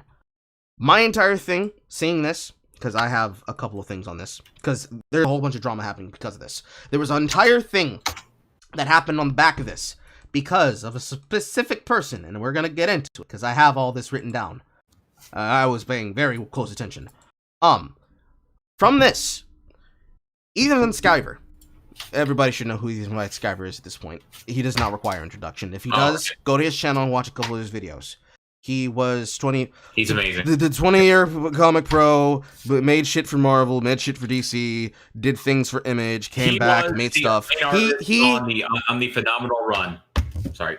He is the dude who is right up there with Richard Meyer, who swept fucking cash from the comics industry, along with all the other indies who have been doing it, and making work, because comics is in a state of ass.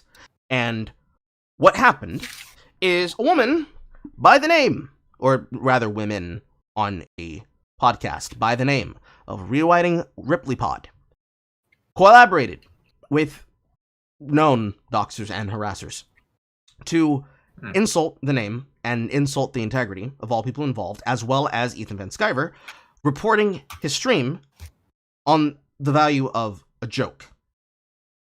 Yep. And all of this comes from Zack Snyder from The Wrap. Zack Snyder rips alt-right YouTube channel Geeks and Gamers on Justice League livestream. Media journalists continuing to prove that they have no fucking clue what alt-right means. And all of this specifically came from, quoting from Data Racer, the Rewriting Ripley podcast trying to deplatform Star Wars YouTubers being ran by Raylo SJW, Katie censored name, and I'm assuming that's McCourt. By the way, just to be clear, no, using your name is not a dox. Doxing is not when you put your name out there and people discover it and they go looking you up. What is a dox is that they post your name, your date of birth, your social media accounts, and link your online life to your offline life, as well as making it readily available with the purpose to do mischievous as well as intentionally damaging actions, like swatting, like harassing, through constantly calling your place of business, your place of residence, and any place that associates with you, trying to run you through on social media for the purposes of ruining your life. And all the other things that go along with doxing. It is not doxing that you are making public statements about public individuals or even private individuals and think that you have the ability to remain private. That is not how that works. That has never been how it works. When you do shit like this, you cannot hide. And that is an action that you have taken. You are essentially crying that this has happened to you. So if you are out there, you deserve this dum-dum because you brought this for yourself. No, you do not deserve to be harassed. But you know you're not being harassed. You're being criticized. Now, that being said... That's considered harassment by these dumb idiots. No, when you say what you have to say back to them, and when you treat them the way that you should, which is taking their ass to court, that's harassment. Saying anything to them is harassment. You're supposed to just take it. But She says TLJ haters' opinions are violent, quote, have damaged her mental health, and she fears for her life because fans criticized the movie. Ethan Van Sciver is being targeted, and Data Racer has plenty of fucking archives here. You can still find these. Yeah. You can still find these on their account. They're still up. My computer is moving slow.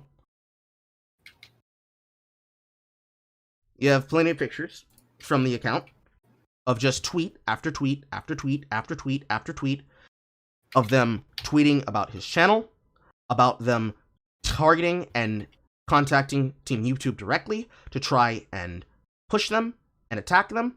They contacted them explicitly to have the video pulled down for violating policies against hate speech. They were watching live during his stream, which shows that it was direct harassment that they intended on targeting with all the people following them. Even though there were plenty of people who were quote tweeting at it, they came back out and said, yes, thank you, these needed to happen more, and now that you've taken that down, let's continue to do more. Oh yeah, that whole thing. You then have them outright saying the Star Wars franchise becoming the battleground for ongoing culture wars, and Disney isn't educated enough to know that they let it happen. Anyways, promoting someone's art. Them tweeting that they are in public, which I'm assuming these are the two women in question. I'm just noticing some things. I see a crescent moon, seeing a hood and a cape. I'm getting the feeling that these are some Jenny Nicholson types. Well, one of them apparently works for Crystal Dynamics, from what we've been told. Connections to Crystal Dynamics, yes. So, then you have here another, I think this is one of their personal accounts. Okay, we're trying to get Etherman Skyver off YouTube. YouTube is currently paying attention. Please report the video in the screenshot. If you click the video, you can add more details, directing them to the timestamp in question, the thing getting taken down, the people who have been screenshotting this saying you're unable to view the tweet because they have been limiting who can see it, because they not only went privated, but they were also blocking people and actively going through their links to try and make sure they can find all the people who are telling people this. And then they are clearly pushing for the incitement to continue by saying now take down the entire channel. I've only mentally allowed myself to break from Star Wars for about a week, and realizing the damage the fandom has done to my psyche being interesting. In other words, I'm upset that people called me out and put me to task for what I chose to do. It's really insane, violent, and toxic and depressing. I love my oomps, but cat emoji. I just want to be in a space where I'm not constantly fearing for my mental health. In some cases of my life, these people are Gamergate. These people are Comicsgate. If you don't know that, consider yourself lucky. Also, think about being informed before you create some made-up story. That we are talking about anything other than the alt-right recruitment and spread around blah, blah, blah, blah, blah, blah, blah, blah. Last year, Lucasfilm's social media manager put out a call for data analysis to help her make this fandom better. She was introduced to Katie and made connections with other SJW fan data scientists who have been trying to deplatform the Fandom Menace, which is the group of all the fans that are interested in Star Wars, on YouTube, and that all of it was very, very suspect. The organizer themselves being Michelle Buckman, and them directly contacting him at the time, and all the details that, again, show you the way that they had the handshake and the connection was made and how it all happened. All of this is public interest. Excuse me? That's you, not me. Carl, I don't want to take that.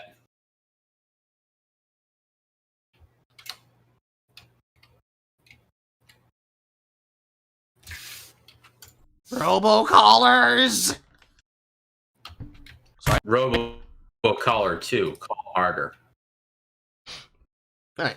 So, that is the entire backstory behind what happened in this situation. Now, here is the article in question from Rewriting Ripley themselves that they wrote as a hit piece to target people. Archive the entire fucking thing. You don't say. 70-minute read. We're not going to read through all of it, but this... ain't nobody got time for that. This article, In Plain Sight, How White Supremacy, Misogyny, and Hate Targeted the Star Wars Sequel Trilogy in One. Content warning, this article contains information about white supremacist groups, racist hate, misogyny, anti-Semitism, and sexual assault, including quotes and descriptions about rape, racial slurs, and violence against women. Be advised, if you see a asterisk next to the links in this article, they will be directed to an alt-right associated YouTube channel, a white supremacist blog, blah, blah, blah, blah, blah, blah, blah. This was the move that they chose to make. Essentially, doing their best to do the usual thing that they do. I'm trying to remember the name of the woman in question, but the one who wrote the first of many hit pieces targeting YouTubers explicitly for being people who are leading people down the pipeline of the alt-right, or the Philosophy Tube website that was listing YouTubers as not what their political aspirations and beliefs were because of the supposed view that they or their fans had. So, like, listing somebody who's a libertarian, like, just some guy, as supposed to be an alt-right user, despite the fact that he's very left-wing, very gay, and very black. Things like this, shit like that. What ended up happening... I love that. What ended up happening is that they bit off more than they could fucking chew. And they tried to go after the quartering, and the quartering essentially said, bitch, you picked the wrong one, let's go to court. I'm about to make this expensive for you. And then they dropped it. They got really, really scared. Since then, it's just been little pieces of information here and there and everywhere. But essentially, YouTube is kind of bending the knee again, being even more monopolistic again, and is directly taking calling orders from harassment campaigns, dependent on whether or not they can really just twist the rules enough. And here, you can see them outright abusing the rules system and abusing the enforcement policies to target people. So, dog shit all around, in general. Go ahead. You got that. No, you got that pretty well nailed. It's the kind of shit we keep on seeing. It's like it's kind of like how they got rid of Gina Carano. They were just looking for a reason. They're looking for a convenient reason. Oh, she retweeted this bullshit, or said this bullshit that Pedro Pascal said. Well, let's get rid of her then. There's not going to be any blowback. It's actually funny that you mentioned that, because there's actually a video that I had right here. The hidden message behind Forbes accusing Disney of mismanagement over Gina Carano Star Wars firing. Because are you talking about Midnight's Edge? I think so. Should be. That's a great video. That is a great video. Because they nailed it. They nailed it. For Forbes, of all people, to call this out, that means that the likelihood of who wrote that, it shows that people on the board are not happy. That's putting it lightly. And well, excellent watch. They over at Midnight's Edge, they do good stuff. They do the Lord's work in some regards. And I think they wanted to have me on at some point, or I thought. I'm not sure. That's really cool though. You should ask them. I'd love to do that. You should ask them to make sure if they want to put you or me on, but it'd probably be you. Oh, well, I think I contacted one of them. I can't remember who, but he said he wouldn't mind having me on it. Well, I don't know for what reason per se, but I'll definitely be on at some point. It'd be fun. I know. I will say I know. What's her name? Clownfish TV wanted to do a animation roundtable. Which, if you're watching Clownfish, I don't know if you are. Probably not. But if you are, I'm still open for that. That'd be so much fun. And apparently, Squid would be also on too at some point. I'll need to contact them again. We're chill. Anyway. You gotta tell them what's crack-a-lackin'. But more importantly, the last piece of news, because I technically have this here, but this is news for next week. But Dev already's dropped a video about Game Grumps. If you want to know anything about that entire take, my take is this is shit that we've known about. It has always existed. It just so happened to be that somebody made a tweet using information from Rant Grumps, and that's the reason why it went viral. This shit has happened months ago. And if you want to know the entire breakdown of all of that, you can either go watch his video, because he did an unrecorded podcast with Dev, Lilith, and Scrump, talking about it and going over him. And then there's also the video from my mutual, Michelle. Michelle made 2 videos in question. She's been on this for years, and this is like the perfect time for her. Yes, she's been calling this shit out for fucking years now. Yes, somebody made her videos go trending, and now she's got a whole influx full of upset Game Grumps fans that are just calling her out, saying that she's doing it for she's doing it for the meme, she's doing it to get attention. She did it months ago. Supplying that she's lying about things. She's just been posting the comments. She's just been posting comments and just looking at them. People calling her every single word in the book and more. It's so funny because, again, this is the kind of, literally years ago, I made a video about, my frustration with H3H3, and it was called H3H3's Over Party. And then literally someone got mad at me for posting it, from years ago. And it was they were mad because it was the whole time when, the K-pop stans were going against Ethan. And I was, it was so funny because, so you didn't look at the date, did you? Well, you just watch it. It happens more often than you think. Oh, I'm sure it does. It's just funny to watch. And my whole take on this is, apart from me making an animation where it's literally John wins by doing absolutely nothing. My only thought on this is people are up in arms because a frontman of a band that's called Ninja Sex Party, a rock band, has been fucking groupies and ghosting them. Yeah. I'm not saying it's not shitty. I'm just saying the fact that no one's that they're thinking highly of a man who has a band, who's a frontman of a band called Ninja Sex Party, and you're outraged and surprised that said frontman is acting like a rock star. Okay.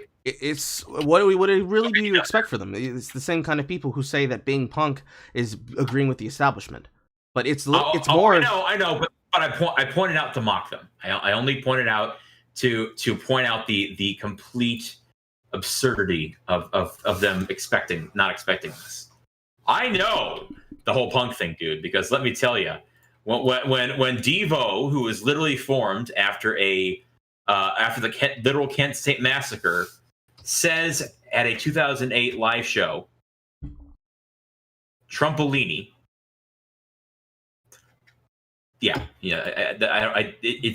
I'm well aware of this insanity, and I will point and laugh every damn time, and mock them for it too, for not noticing it. That's important too. Now, the thing that I find that's more important to keep in mind about the whole Game Grump thing is that the reason why they're so violently mad about it and are trying to do everything to be like, oh, well, this was just made up, it was just fake, it was just upset, it was just a ruse, people make a meme. No, this shit is real. No, this man is out here recording videos, talking to fans about, hey man, I wish you were here with this bathtub. You got a 2-seater jacuzzi. You know, he's so awkward when he does it too, and it's so funny. Just wish you were here so I could fuck you in this bathtub. You know, shit like that. It's not like this super hot and interesting way that you'd expect Daniel to speak. It's literally Dan Avedon. It's literally Dan Avedon being Dan Avedon. So I'm not mad or upset about that at all. I'm not shocked. The thing that I find hilarious is that there are people who seem to not understand that, like, more than just the thing about it, because now it's the whole entire conversation about, oh no, the abuse of power, because there are people unironically calling this man a pedophile. No. Yeah. Well, actually, the specific thing is that he would not be a pedophile. He would actually be a groomer, because on top of all of the groupies that have been, pumped and dumped, you have a fan. Credibly, because there are the videos, logs, everything. That's why I say you should go watch Dev's video, because he actually covers all of this shit. There was a fan that was underage at the time who waited until they were of age at 18 to have sex with him. The thing about it is that this would mean that he had been coaxing the entire time, even if he did not know that that was going to be their intention. Just... Number one, I don't believe that he did not know. There's no way that you are a person in a position of power like that and that you don't think you have power in that degree. Because you know that they're going to be allured by that power. Because the starfucker fantasy is always going to be the starfucker fantasy. I'm going to bang him, and then I'm going to become the girlfriend, and then I'll become involved, because that's the entire reason why people were upset with Susie. They know this. They know that angle. So, for Dan to go ahead with it means that, number one, on top of all the other things that happened with Game Grumps, like the user, not the user, but the editor, who was soliciting the poem from the minor. That's even worse than mine. Or all of the other scandals that they're involved in. I don't even need to reference Kiwi Farms' logs on them, because we have all the shit about it. The Susie's Etsy scams, and the entire bullshit of Dream Daddy involving the gay couple that made it very clear that, dude, we don't like this, and not only is it horrible, I don't know why they would make this, and them trying to resell things that they got from their fans, them trying to resell packages that Aaron got from Monty Ohm concerning the Ruby project, and all the other scandals that are up in there. The thing that is important to remember about the entire breakdown of it happening is that with Dan doing this, they're going to do the same thing they did before, which is that they're going to give a paltry apologetic response. They're going to then erase the apologetics. Then they're going to pretend that it never fucking happened, and then they're going to move on from it. Because there was also an example of this that happened with them making content, where they claim we need to have X amount of people who are following and viewing, and if we don't get that number of things for our series in our videos, then we just drop it and make it, which is obviously not true. They were getting roasted in the comments on the timeline of the videos in question for which it happened, at which point he just outright deleted the tweet in question, because too many people were pointing out the evidence. And the entire problem comes down to the part, just with Dan, if the argument a person wants to have is the sexuality problem. He is an adult male. these women, for all intents and purposes, are adult women. They chose to make these decisions. However, with the person who is potentially going to put him down as a groomer, Dan should have not done a single blessed thing. He shouldn't have even had contact. He should have said nothing. The first thing he should have asked is, how old are you?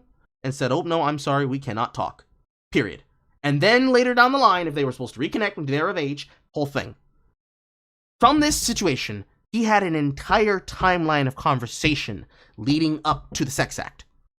So, yes, that's grooming, ladies and gentlemen. I don't care about how you feel about that. That is grooming. He could actually he could actually catch a charge for that. But it's California, so who knows? Of course not. No, it's California. But on top of that, if you then want to leapfrog from there to have a conversation about intent and listen, you're a creator, don't fuck your fans. Yes, don't fuck your fans, but at the same time, be responsible, right?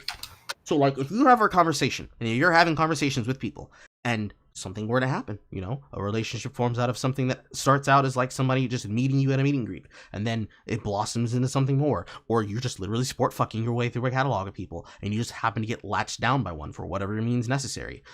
The important part is to be mature about it. That's the important part. God. That's the thing that every fucking streamer, that's the thing God. that every single person falls on.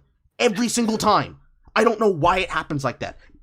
It's ironic to think that the most successful relationship that most people have of recent memory, granted not fully successful because they ended up breaking up, but the best example of this is unironically June and Greg. June and Greg is probably the best way of how one does an online relationship or any kind of love connection that spawns from the internet correctly. And yet they still fucked it up. Like, remove all of the things that happened with them. They met through a mutual friend. They hit it off. They did not post much of anything, or they didn't talk about it publicly at first, and then they went public, and then they were making content with each other, and it was a whole fucking thing. Technically, and then there's the copy pasta. Well, no, I'm not even gonna bring attention to the copy pasta because it doesn't fucking matter. Like, that's the exact same thing that happened with Aaron and his wife Susie. It's the same thing. They said they were obviously in a dom relationship. I don't know about that, but you don't know what I'm referring to when I say the copy pasta, then, do you? I know about a couple of pictures of like lewd actions that Aaron was doing. I know. Are you winning, son? I know about the bath pictures that Susie tried to take of herself, and then she realized that she was nude in them. 1 sec. I'm gonna get the copy pasta. I'm gonna send it to you because it's like I almost I need to have it perma-linked because it's on Reddit actually as a Reddit copy pasta. Okay, it's like on r/copy pasta. Okay, here we go. So yeah, it's a chew on head tweet. I love it. You love to see it. Okay, I'm gonna copy. For fuck's sake, internet. Okay, here we go. There we go. Laughing my ass off. You clearly have never watched a single video of ours together. Holy shit. Oh, you mean that? Full-time BDSM oh, you mean that? You mean that? relationship. You mean that? Yes, I've seen that. I didn't know what the fuck you were talking about because I didn't know if you were talking about Game Grumps with them. But no, there's shit like that. But far enough and away from that, the entire problem is that with the entire network of Game Grumps, it's allegations and scandal after allegations and scandal. Because you have Susie coming in and causing more trouble and more problems for Aaron. Then you have Commander Holly and Ross. And oh, that whole insanity. I'm forgetting her name. Haley. You had I don't know, now I'm forgetting his name. You had Pro Jared and his wife and that entire debacle, where essentially Heidi's is a horrible, over-domineering woman who knows that her husband is fiending real hard for Holly, and this is like during the lead-up period before their finalization of the divorce, before Ross is just down bad and crying. You've got her keeping tabs and notes and more importantly, giving permission to Jared to talk to Holly, and they're in bed with a background of music being played by Coley Collette, taking moonlight walks in the forest, and yes, banging the shit out of each other, but by her discretion, because, oh, it's just a phase. He's just getting it out of his system. And then, when this blows up in her face, her intentionally starting the pro-Jared cancel culture train to harm him because she was fucking upset. You have that, you add all of this in there, you add everything else that they get involved in, you add with the fact that Aaron only does Game Grumps as a Let's Player because he was unsuccessful with being a reviewer, because when he tried his hand at being a person who makes, you know, the extra credits types of videos with Colitis, it was very clear when you actually compare and contrast the advice that he gives and the shit that he talks about, and even mentioning it live, and many of, for the ones I believe I remember, it's specifically the 3D Zelda games, the fact that his analysis of it doesn't match up, the fact that his analysis of Super Castlevania 4, the one that he supposedly knows the most about and cares the most about, he's dog shit at, just not at all congruent with any opinion that he gives about it, as though he knows game design, when most of the game design opinions came from John. And then, of course, when this all came out, John giving him an entire fucking slam by saying, oh, does this mean we get to finally finish Sonic 06? I fucking love the entire, that was this entire fucking, right there. Like, the entire fucking circus around this comes down to a single point, which is, whether or not you choose to take this story or all the others, there is very clearly a problem with this group of people. And you should probably not be fans of them. And if you're going to be fans of the content they produced, let it end and begin there. Just, oh, I like the videos they put out. That's it. You don't need to go on the internet making dumbass posts where you're essentially saying, well, I know people are making these accusations about them, but let's not forget that John tries to link premises. I don't care. Blah, blah, blah, bitch, I don't care. It doesn't matter. Because if you care, then you care about the victims. Because I thought we were supposed to believe women. These are women making the accusations. Maybe a couple of guys too. I don't know. He looks the type. But these are accusations from women. I thought we believe women here. You saying the women are liars? Like, how far are you willing to go? How far are you willing to defend your god kings and your god queens? How far down on the sword do you want to go? You want to make it a contest? You can make it a contest. Just, you don't have to do this. If you choose to defend this, you are more than willing to freely hold the L. But if something were to happen, again, I'm predicting that it will, because their entire reaction to this has been the modus operandi they've done before. Apologize for it, paltry, go silent about it, delete the apology, and then do whatever. If something else were to happen, I would not be surprised. I don't want anything else to happen, but I would not be surprised. I will not be surprised. Aaron Hansen doesn't know how to shut his mouth.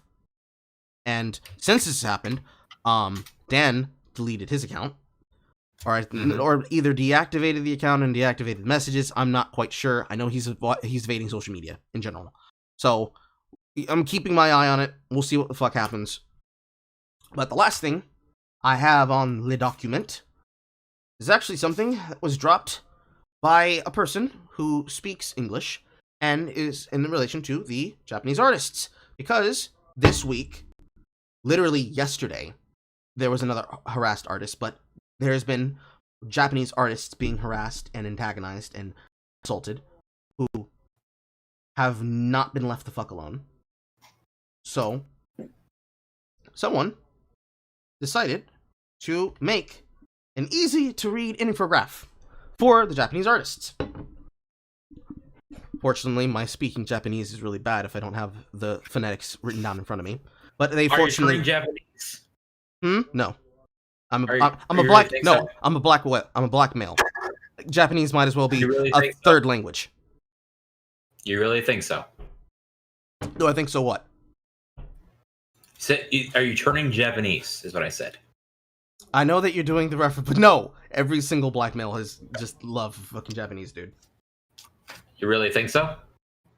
Yes, Charza, I really think so. I know. I'm just loving the joke. I love the joke. All right. So, in the article, I say article, but tweet. It's about male masturbation. That's why. Attention, Japanese artists. Anyway. No, the song. I know. Are you currently Yeah, just continue. Are you currently being or have you ever been harassed by multiple accounts on Twitter because of one of your works? We understand that in recent days, many users on Twitter have decided to target Japanese artists for several reasons. A skin tone, character outfit, or bust size or clothing. What often follows is a massive amount of negative comments urging you to change or remove your artwork from this platform. You've not done anything wrong by posting your artwork. Your creative vision merely has attracted the attention of some bad actors on this platform who will seek to silence you because of your creative vision that does not agree with their standards. Please understand, you're not at fault. The problem lies solely with the minds of the users. You have not violated any laws, any Twitter TOS, or any unspoken rules. Your freedom of expression is important. We realize that Japanese culture approaches criticism and negative feedback differently than many other nations, but it is important that you understand your individual rights of creator. What to do if you are approached negatively about your artwork? Please check the account information about the user who is disparaging or demanding that you change or remove your artwork. If the biography or header contains any of the following, namely, age information usually represented by numbers such as below 18, the following acronyms, BLM or ACAB, gender pronouns such as he, him, she, her, or they, them, the following emojis, the trans flag, the heart emoji, the rose emoji, the heart swirl emoji, or the communism symbol. Alternative lifestyle choices such as poly, pan, and demi, imaginary gender identifications, namely gender queer, or as I like to call it, the xenogenders, any form of the word feminist, any reference to a K-pop group, any reference to mental illness, or like K-pop, any reference to mental illness, bipolar, autistic, Asperger's syndrome, etc., an avatar or header with the characters from Pokemon, Super Smash Bros., Animal Crossing, or My Hero Academia, because this list keeps going. You can ignore any of the criticism from these accounts. There should be considered warning signs that the user that you are dealing with is either a person under the age of 18, a person lacking in mental stability, or a person otherwise lacking in mental maturity. All of said users have one goal in common. They are here to push an agenda. They wish to silence you, to suppress your ability to present your artwork because it does not fit with their ever-fluid standards. If you are targeted by any account that meets the preceding criteria, you may do any or all of the following.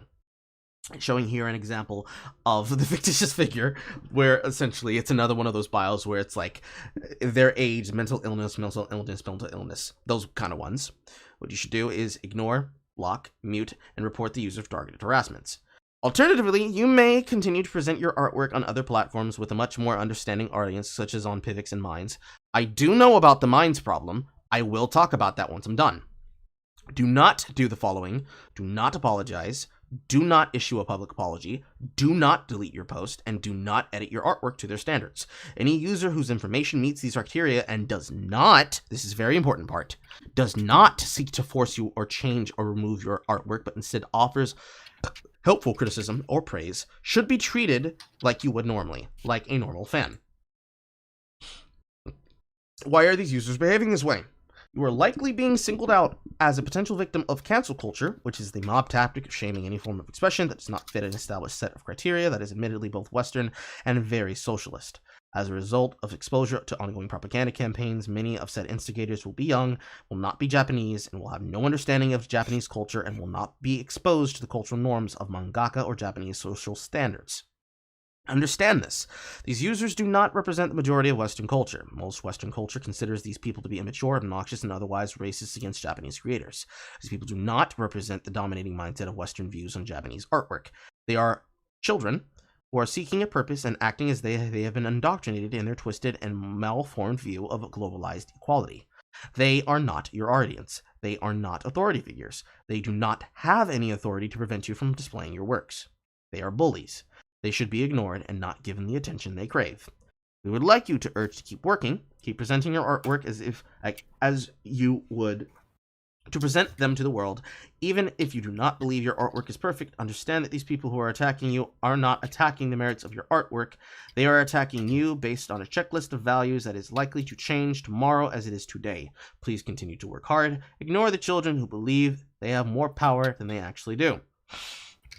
This was posted by an account called Suripu and was retweeted by an entire network that went viral amongst all the Japanese artists. And they have been taking note, and they have been using the tactic, which is good. However, that being said, of all the people who looked at this, something that people kept running afoul of was Minds, and I looked into it, and unfortunately, the reason why this happened is very, very easy to understand. Some people are aware of this, and if you're not aware of this, it's probably going to be the first time you're going to be made aware of this. You do need to pull up the tweet.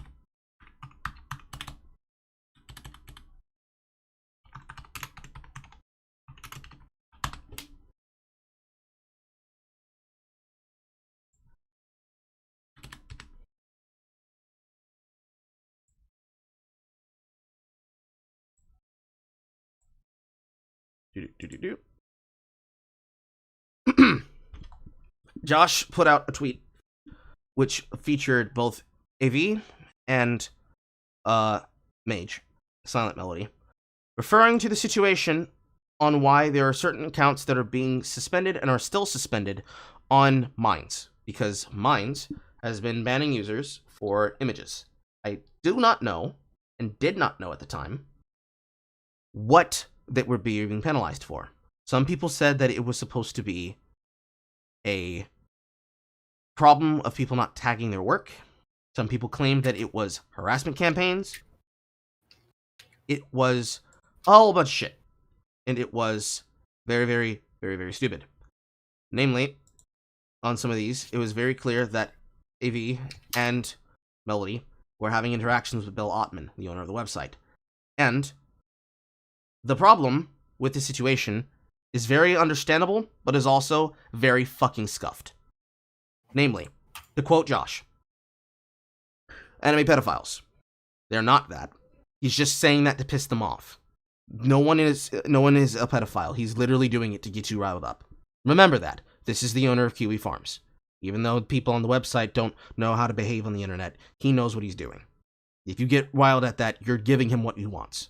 You're even giving me what I want. Don't be stupid. Anime pedophiles are having to leave Minds because the admins are banning it, lol. That pesky, outdated law that we're referring to is this. 18 U.S. Code, subsection 1466A, obscene visual representations of the sexual abuse of children. Not outdated, just seldom enforced. While it's fun to be smug and watch mentally handicapped Coomers cry, all this shit is going straight to the Fediverse next. Namely, talking about the harassment. The reason why he called this out is the same reason why I believe it was Bep Delta who called it out. If I can be able to find it.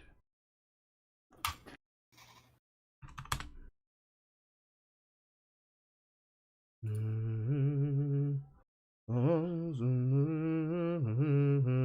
we go. I mean, Minds continues to going downhill. It's not just lollies anymore. Now they're banning people over the canonical age of characters. Here you have a Minds admin talking about it.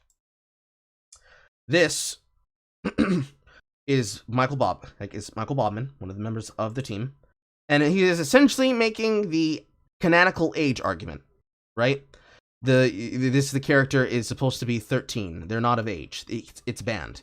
That whole argument stemming from a tweet that he made saying, statement from the Minds owner, he did exact same shit in 2016. The law he's citing, the Protect Act, is a mess and mostly unconstitutional, so it's not enforced. After all, you have lots of hentai sites, US hosted, such as Gelbaru, Faku, Senkaku, that all have lolicon. And from that, the first one, unsurprisingly, Minds has started banning people over anime girls. These social media promising free speech always fail the simplest litmus test. Abandon centralized social media and join the Fediverse. This is my site. Check your email after registering, featuring his own website. I will show people who have not seen it, myself, because some people still don't use Minds. Some people will probably start using Minds less. My entire angle is that I, as a content creator, have to be on the new cutting edge because we don't know how things will go. So we just go and we make accounts on things and we try to set our shit up so that in the case that we use them, we have them for those sources before they exist. But I will show people what the rules actually say, because this is in the rules. Here, on screen, you should be able to see this. If this post contains content that is not safe for work, it is your responsibility to tag it accordingly. Failing to do so will violate our terms of use. See the content policy for further information. I think I said before it was 6. Yes, it is 6. Nudity, pornography, profanity, and violence and gore, race and religion, and other. For all of the posts that I've made, even for text, I've always tagged something that is nude or something that's pornographic as nude pornographic. It is literally a click on the screen. There is no excuse if people are being banned because it's being a subversive choice. You just literally need to think about what you're posting. That's all I'm saying. Consider reading the room. You should not have to do this. They should have no problem with it. But you should be tagging shit just to protect yourself. I don't know why people take these L's, because this is an L that you don't have to take. But from the content policy,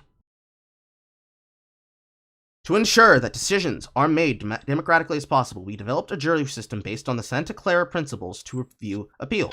What are the Santa Clara principles? The Santa Clara principles on transparency and accountability in content moderation.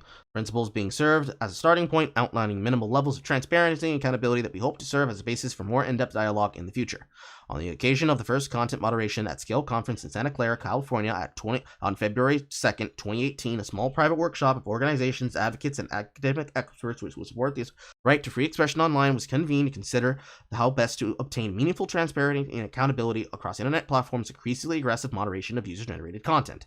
On the occasion of the second Content Moderation at Scale in conference on Washington, D.C. on May 7th, 2018, we proposed these three principles that as initial steps for companies engaged in content moderation to take, providing to provide meaningful due process to impacted speakers and better ensure that the enforcement of their content guidelines is fair, unbiased, proportional, and respectful to users' rights. Number 1, numbers. Number 2, notice. And number 3, appeal. That is the Santa Clara principles. Something that you know of if you pay attention to a lot of the actual Silicon Valley businesses, because this is something that's supposed to be tuned into, but many of them tuned it the fuck out. On the content policy, they warn you about this, also when you're logging in. A jury consists of 12 random selected user and active mind users who are not subscribed to the users under review. Each juror selected is provided with an option to participate, pass, or opt out of the jury pool entirely. If 75 or more of the jury members vote to accept the appeal of a strike, the administration action is overturned. If less than 75% of the jury members accept the appeal, the administrative action is upheld. The decision will be final. And if you want to learn about the system, you can also read their blog for it. The current moderation system functions as follows. User reports content or channel. Mind staff accepts or rejects the report. If the accepted, the user is notified and given a chance to appeal. If appealed, a jury of Minds users votes on appeal. And the strike offense goes following. Users will receive a strike for certain violations of the content policy. Users will be notified of a strike, which term was violated, and which piece of content was in violation. All strikes can be appealed to a Minds jury. Individual strikes will expire after 90 days. The following violations will result in a strike. Untagged, not safe for work posts. 3 strikes required each individual not safe for work category. Which means, for all 6 of those categories that I show you, you have a 3-strike system for each and every one of them. Number 1 is a warning. Number 2 is a warning. Number 3 is the full channel being marked with the not safe for work category. That is all that happens with this system. Literally, it's oh, you gotta tag this. Oh, you're not tagging this? Okay, we're gonna mark your entire shit as being not safe for work. Yeah, this would not lead a person to get banned from the website, which means it has to be people marking their shit as harassment and spam. Or, in this case, Bill Ottman and members of his board team directly making a choice to remove it themselves. But I'm gonna explain why they're probably doing that. The way they would move there is there'd be a warning, and then a second warning, and then a ban. They also define what not safe for work actually is. That does not show up well. Not safe for work, defined as content containing nudity, pornography, profanity, violence, gore, or sensitive materials on race, religion, or in gender. In general terms, it's defined as content which a reasonable viewer may not want to see accessing in a public setting, such as the workplace. The tags can be applied to individual content on any group or channel. The whole channel will not be marked with a safe for an NSW category until it has received 3 strikes in a single not safe for work category. So more than likely, if people are just posting shit and they're not tagging their shit is just going to be circulated around those accounts. So hobby culturists who just want to post like hentai and doujin all day, they more than likely have already had this happen to them. So the only people who would see their stuff is people who are tagged into seeing it or people in that circle. I know some people who are doing that, like Hermit, so that's not a big deal. Who fucking cares? That's literally my angle there. Who fucking cares? The thing that follows after this is the immediate ban policy. Users will be immediately banned for certain criteria of the content policy. Users will be notified about the ban, what term was violated, but not be able to see the content that was in violation, as it will have to be removed from mines. This is the thing that I talked about not liking that Facebook does. Realistically, this is actually something that Twitter is doing better at. Funny enough, you can see the post that they are tagging you for. And if you have a second account, which, come on, people have second accounts, you can go and you can like pull up the full context of the conversation, even though context doesn't matter. We know this. And you can see what the fuck happened. So this is the reason why when some people say, oh, I delete my tweets after I'm done talking to a person. Excuse me. I'm being summoned again. 1 second. Okay.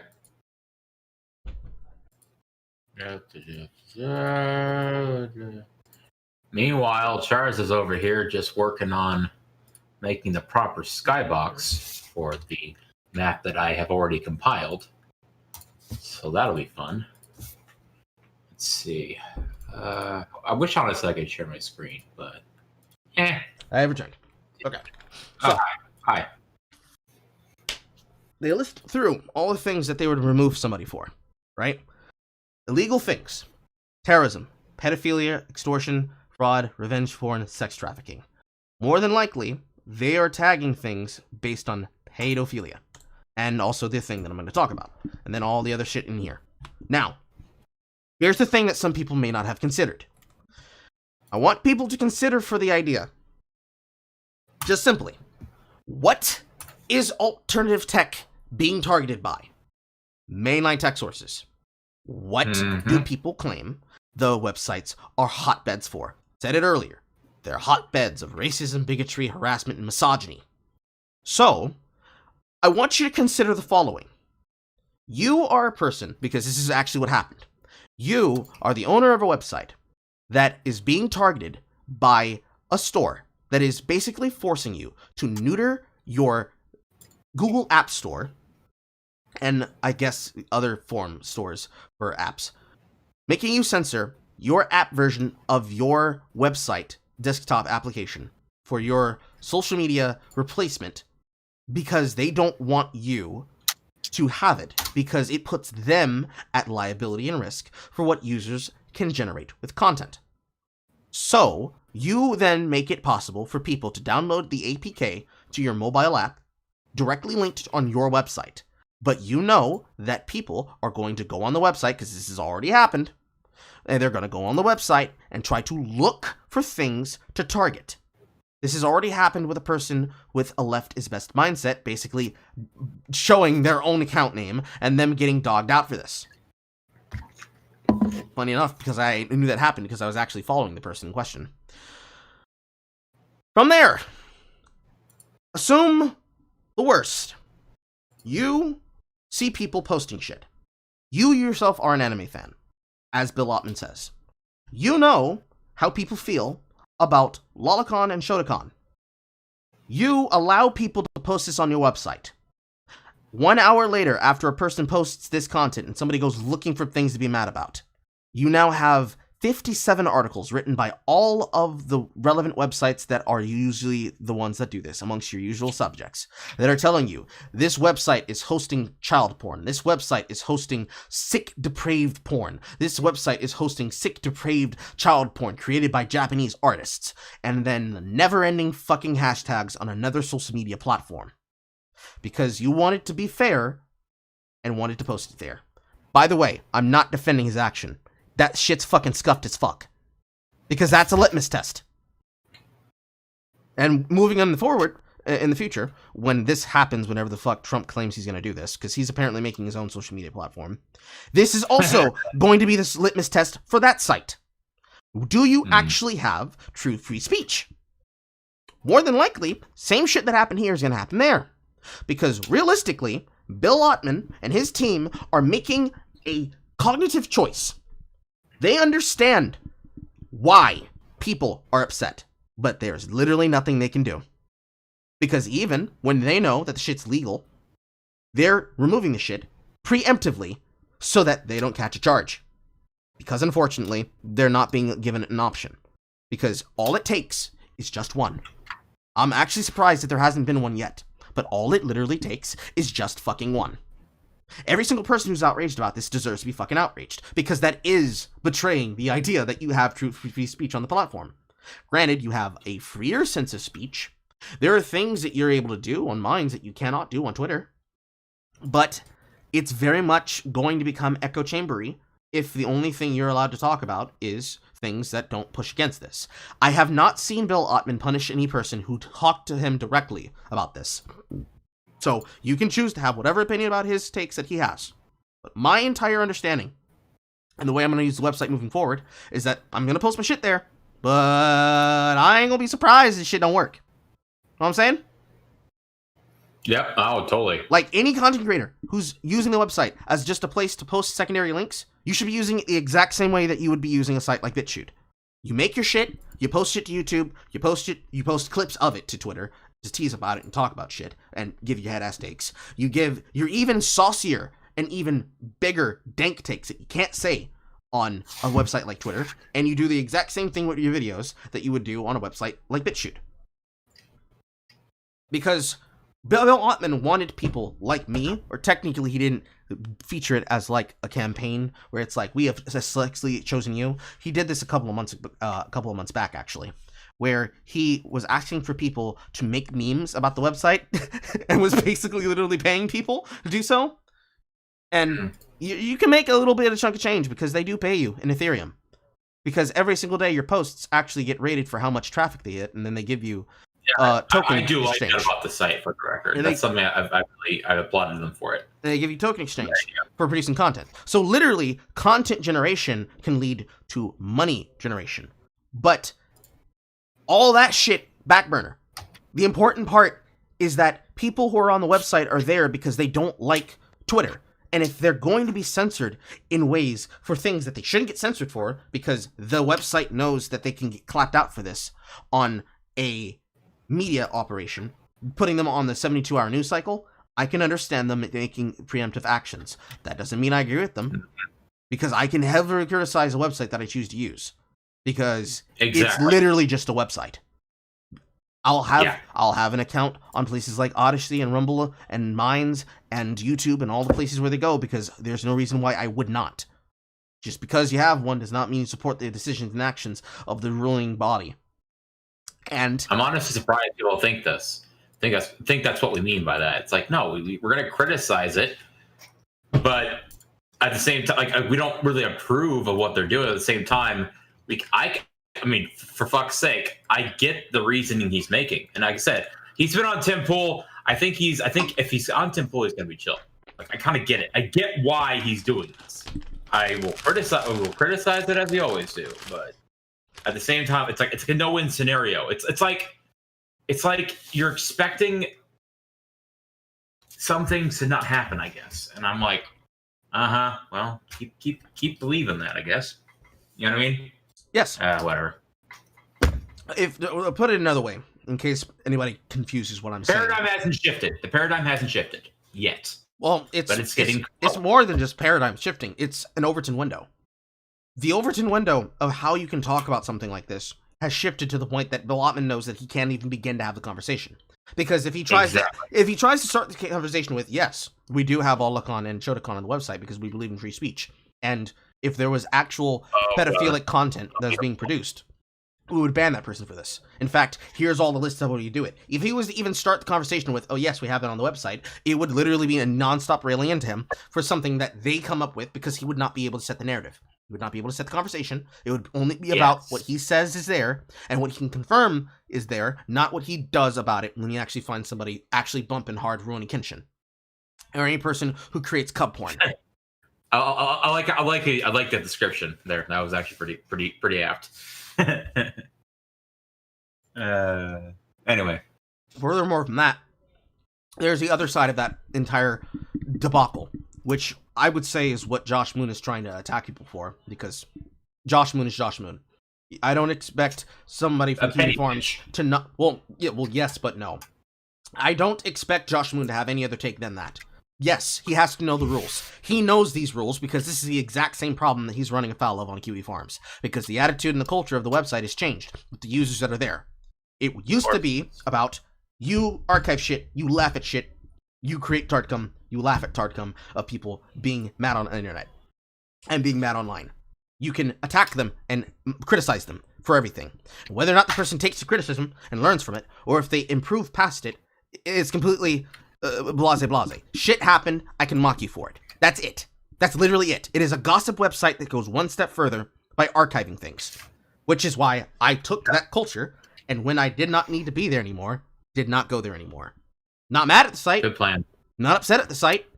It's just that there's obviously some things here that I don't agree with. Like the constant hatred of, like, trans users. The fact that it's just an open joke and running joke in secret. Even though there are people in private that are like, yeah, we don't actually approve this. Shit happens all the goddamn time. To the point that it's the only thing you ever hear about the website. And despite all of the resources that exist there, even bringing it up becomes an immediate black mark on any conversation. Because you mention that, you gotta mention this, exact same shit. Granted, it should not be like that, because the reason why they're upset about it is because there's so much documentation there.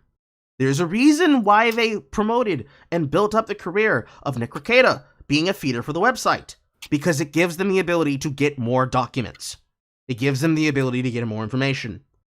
Because if you say, well, all that's bullshit, don't you know that's a website? It's like, so why do I have this document from the courthouse? Why do I have the videos of this deposition? Why do I have this? Why do I have that? It creates content on top of content on top of content.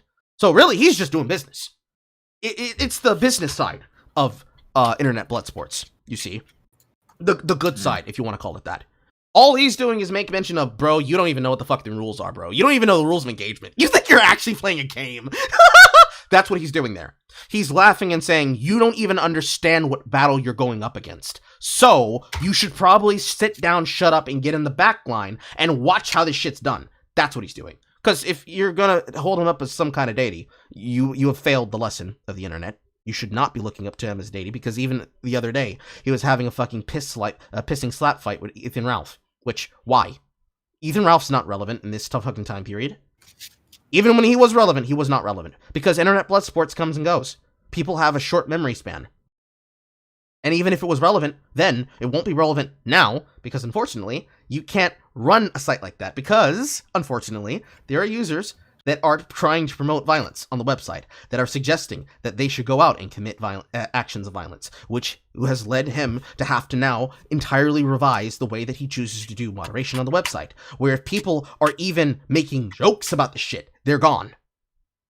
Unfortunately, that in itself would be an example of not having free fucking speech. And even then, you're still dealing with a herd mentality. Because I can attest for this when we were dealing with Lauren. That was where I chose to put the information for us to go forward. It's where the person who made the video, which ironically, the user who made that video on her, Jamothi, apparently took down the video. You can get a copy of it somewhere, but they took it down, so now that shit doesn't exist. Or they were either forced to delete it, I don't know.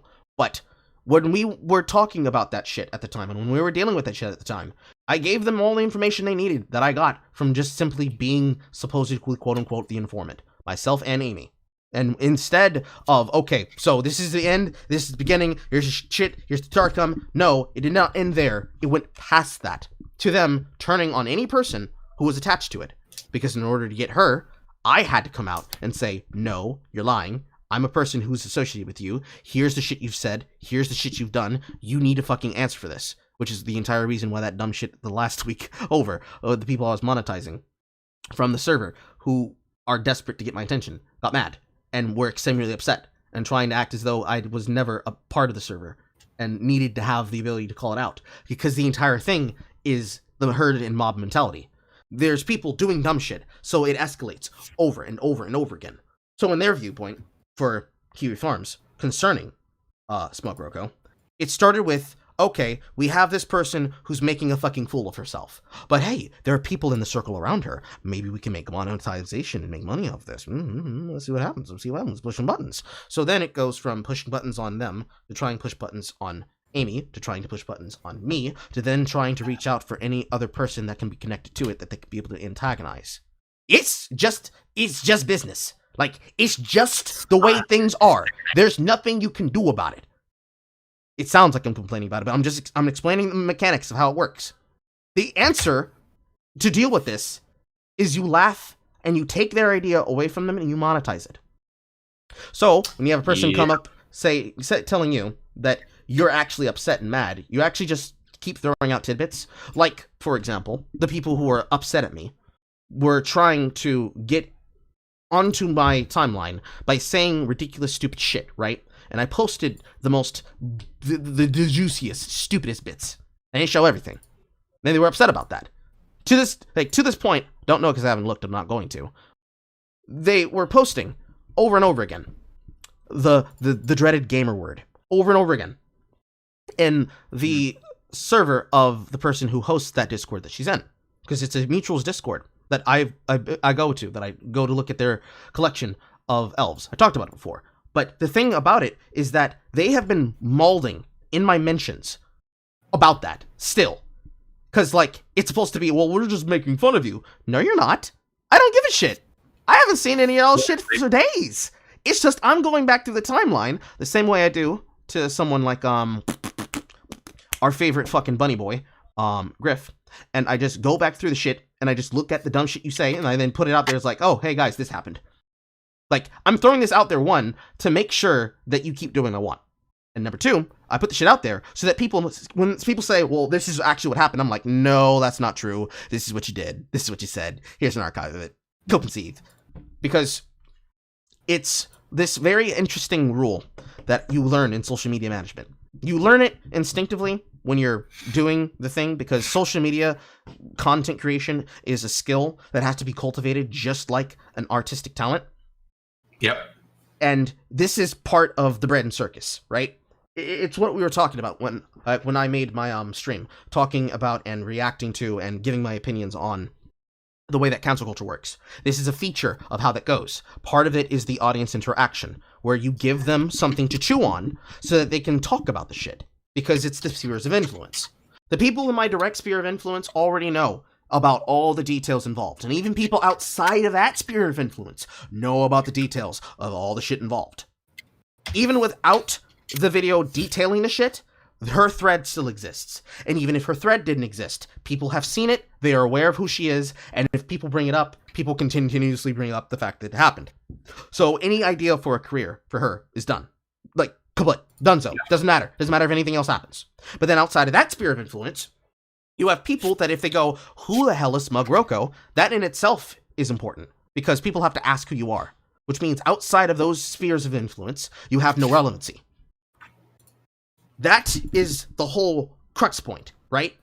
But if you think that you have control of the conversation, and you keep doing shit where it's like, haha, they keep talking about it, they keep mindlessly replying, they're coping, they're seething, and you don't realize you're being monetized, you're actually feeding the engine. Because what have you done that has actually harmed the person? Nothing. You're just saying words. So you're doing shit to try and annoy them, but the person is actually laughing the entire time, because now you're spreading my name around. Whether it be positive or negative, if you're going to my live streams, you're boosting the numbers of it. You're sitting in the stream to try and find out what I'm saying and doing. If you watch the video after the stream is down, you're boosting the numbers of the channel that you're watching the video on. If you're going to my live stream, you're adding yourself to the number of my metrics. The numbers will continue climbing for longer than your anger will continue rising. I can remain petty for longer than you can remain relevant. It does not matter what you say and do, because it's futile. If it were the other way around, right? If the situation were not that something happened beforehand, you know, I did something and then I was the one coping because I did something that was bad, or I did something that other people didn't like, and it was like, come on guys, it's not that bad, and I walked it back, and people were to mock me about that. That would be a case of this happening, but I would be the person who would have to deal with it. I would have to be the one coping and seething. It wouldn't matter what I said, it would not matter what I did, and it wouldn't matter amongst the sphere of influence. There would be an outside sphere that would be having a control over something that I did, because that would never go away. It annoys people, or it would annoy me in that situation, so people will keep pressing on that nerve.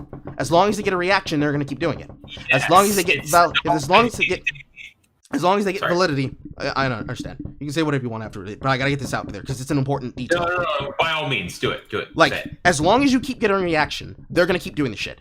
So as long as you keep saying words, they're gonna keep talking. It doesn't matter. It's like a sonic drum going on in the back of your head, like someone's tapping you on the face. they're annoying the shit out of you on purpose to get you to react on purpose. Because it doesn't matter about what dumb shit they say. They're literally saying words. They could say anything like, you rape kids. You're a pedophile. You broke up someone's marriage. Or the funnier piece, which came from a user called Not Goku, somebody who, if you look into, has a really bad background. Someone claiming that, and that's the reason why you lost your jobs and people got you fired for things that you said on your social media. You can say literally anything. It doesn't matter. Because what you do won't matter. What matters is the reaction of the person being attacked. Which is why the best trick is to ignore it. But the even better trick is to monetize it. Like, bring it up and say something back to them. And then shut off any and all reaction. Like, say your piece, block them. Drives them fucking stark raving mad. Because it does. It really does. It really does. Reason why this works like this is because it's the same effect as when cancel culture happens, but a person makes the smart business decision to do nothing and say nothing. People will look to the metrics of an account growing or shrinking and say, look, they're losing all these people. But then they slowly start building it back up and up and up and up and up, right? So you have examples like the Paul brothers, who literally, Logan Paul talked about this concept, letting his haters be his advertisement. This is why it's called monetizing your haters. It's the reason why Eric July makes a point of it. It's the reason why I'm going to start making a point of it. Because really, that's just monetizable drama. It's shit that's happening about me, so I can talk about it. It's shit that's happening for brand reasons, so I can get clicks off of it. It's shit that's actually important, because if the person's lying, and they're just telling falsehoods that are provably false, if they keep going about it, and it's more than just, a person's just saying shit to piss me off, and it's a person, no, you're trying to do harm to my business? We go to court. I sue you now.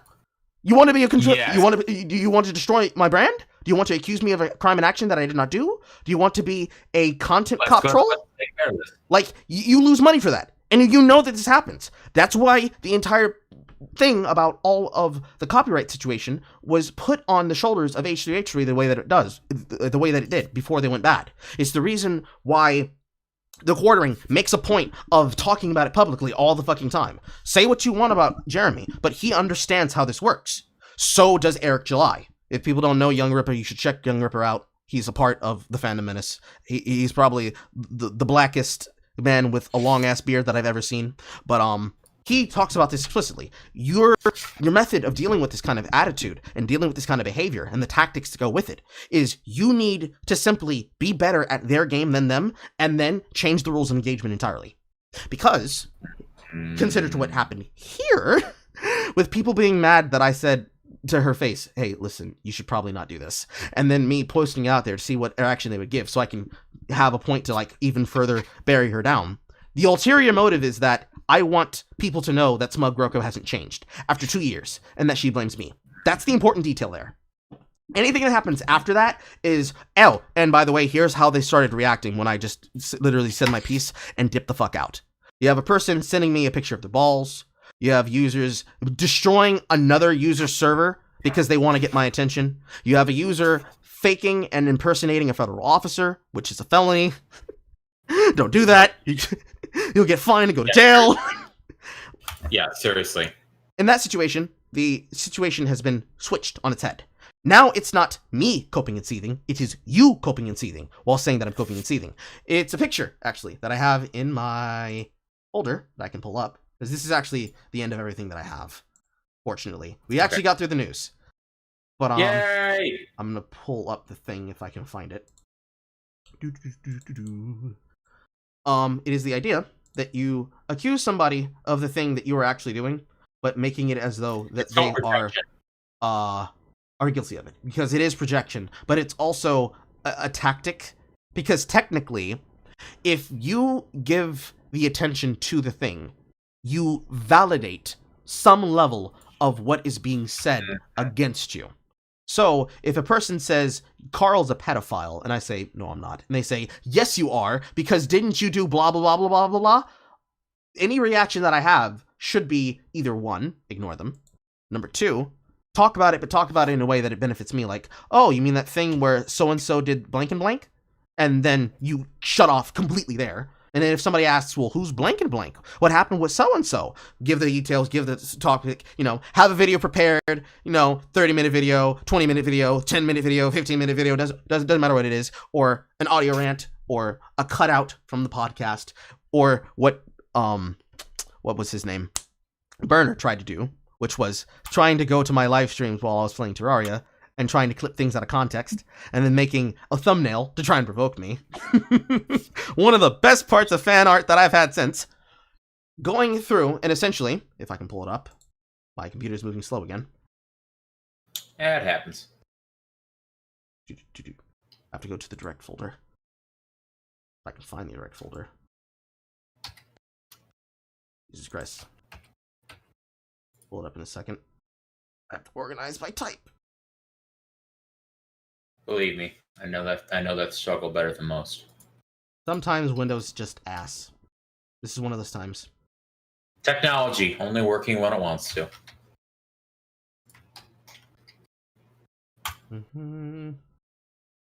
Here's my folders. Or unorganized memes. Here we go. Essentially, what the people are doing when they're doing shit like this, drag this down underneath. What they're doing when they're doing this is this tactic, where they are literally just putting a mask over your face and they're saying to people and projecting, "Lol, look at how mad you are." Yeah, I was gonna. You beat me to it. Dang it! Oh. I mean, that's literally it. Like it boils down to being that childish, but it is that childish. Like on the scale of the things. Because I think we can end here unless there's more shit you wanted to talk about. No. I think we're getting there. The problem that the internet is never going to be able to grow out of until we physically, people who are old enough grow the fuck out of it. Because I think our generation is going to be the last generation that deals with it like this. Because I don't think the Zoomers are going to care about kiwi farms. Like they don't care about most people's opinions, and they're doing dumb shit anyways. They're gonna have opinions to begin with anyways, so it's whole blase. But if you weigh the smug broker shit on its head, the difference between a person who's been threatened with a gun and was supposed to be buried in a shallow grave confronts a user who has caused them and their former friends problems, their word versus the person who initiated a conversation in someone else's Discord and lied about multiple facts and had the lie confirmed as false by the user themselves, the user that is supposed to be involved with the drama, and all the people who are aware of who they are. Whose word do you take here? Obviously, you take the person who's not lying. So, then you have the reaction of people coming there, trying to piss off that person and trying to make it about anything other than what it is. Back and forth. Lol, look at how angry you are. Lol, look at how angry you are. Lol, look at how angry you are. Lol, look at how angry you are. There's two choices that you can make at that choice. You can either ignore it, and it goes away because they will get bored. They're not petty enough to continue doing it, because it's only funny for as long as they don't look pathetic. If they don't look like they're winning, they will stop. Like that's a very important point, yes. Like this kind of content trolling is not just something just akin to the internet. This is a business strategy that gets used all of the time to pressure ad companies and ad executives and PR companies and PR teams to have to make image consulting a very necessary part of business. It's realistically all business, unfortunately. You wish that one, but it is. It literally can just be as simple as money. Because the thing that even started this conversation was the fact that she was talking about money. She was watching, and is still watching, my payment sources to find out how much money I was giving and sending from my PayPal account. Because that was the accusation. The accusation was that I paid Aki $200. I did not. I paid him $90. And that I had them make it specifically because I wanted to have a horrible, abusive piece of rape porn, which it wasn't.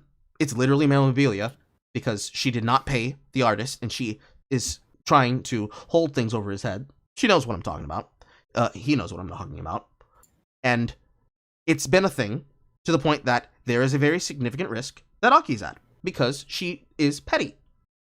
How petty is she? well, petty enough to talk about it in other people's discords and poison my name so that these people are willing to do horrible, illegal actions, all in the name of annoying someone. I don't know what else I can do to help a person who just wants to do it to be upset. The only thing that can be done at that point is I say, okay, listen, you're not going to get anything. You won't win. Have fun. Cope and seethe. And if they keep going after that, it'll just be a thing that's in the background.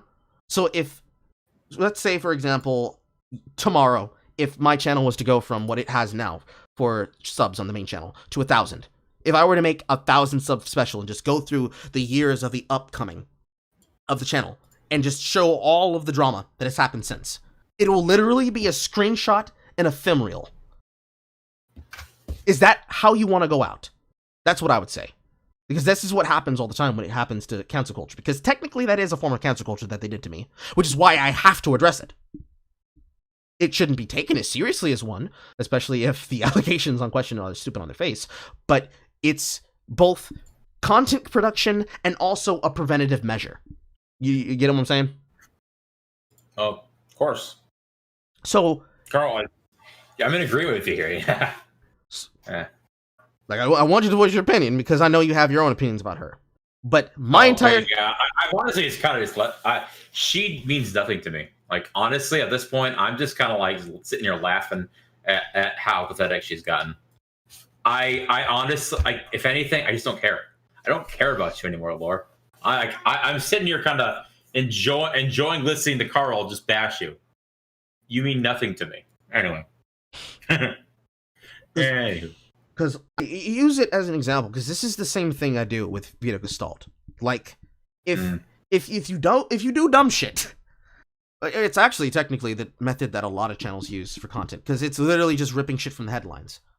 If you want to consider my DMs a headline, somebody does something stupid, I give my opinion on it. Somebody gets mad at my opinion and tries to make an opinion of their own. I make opinion about that opinion. Then I get invited onto a podcast to talk about the thing. Then they get invited on the podcast to debate me live.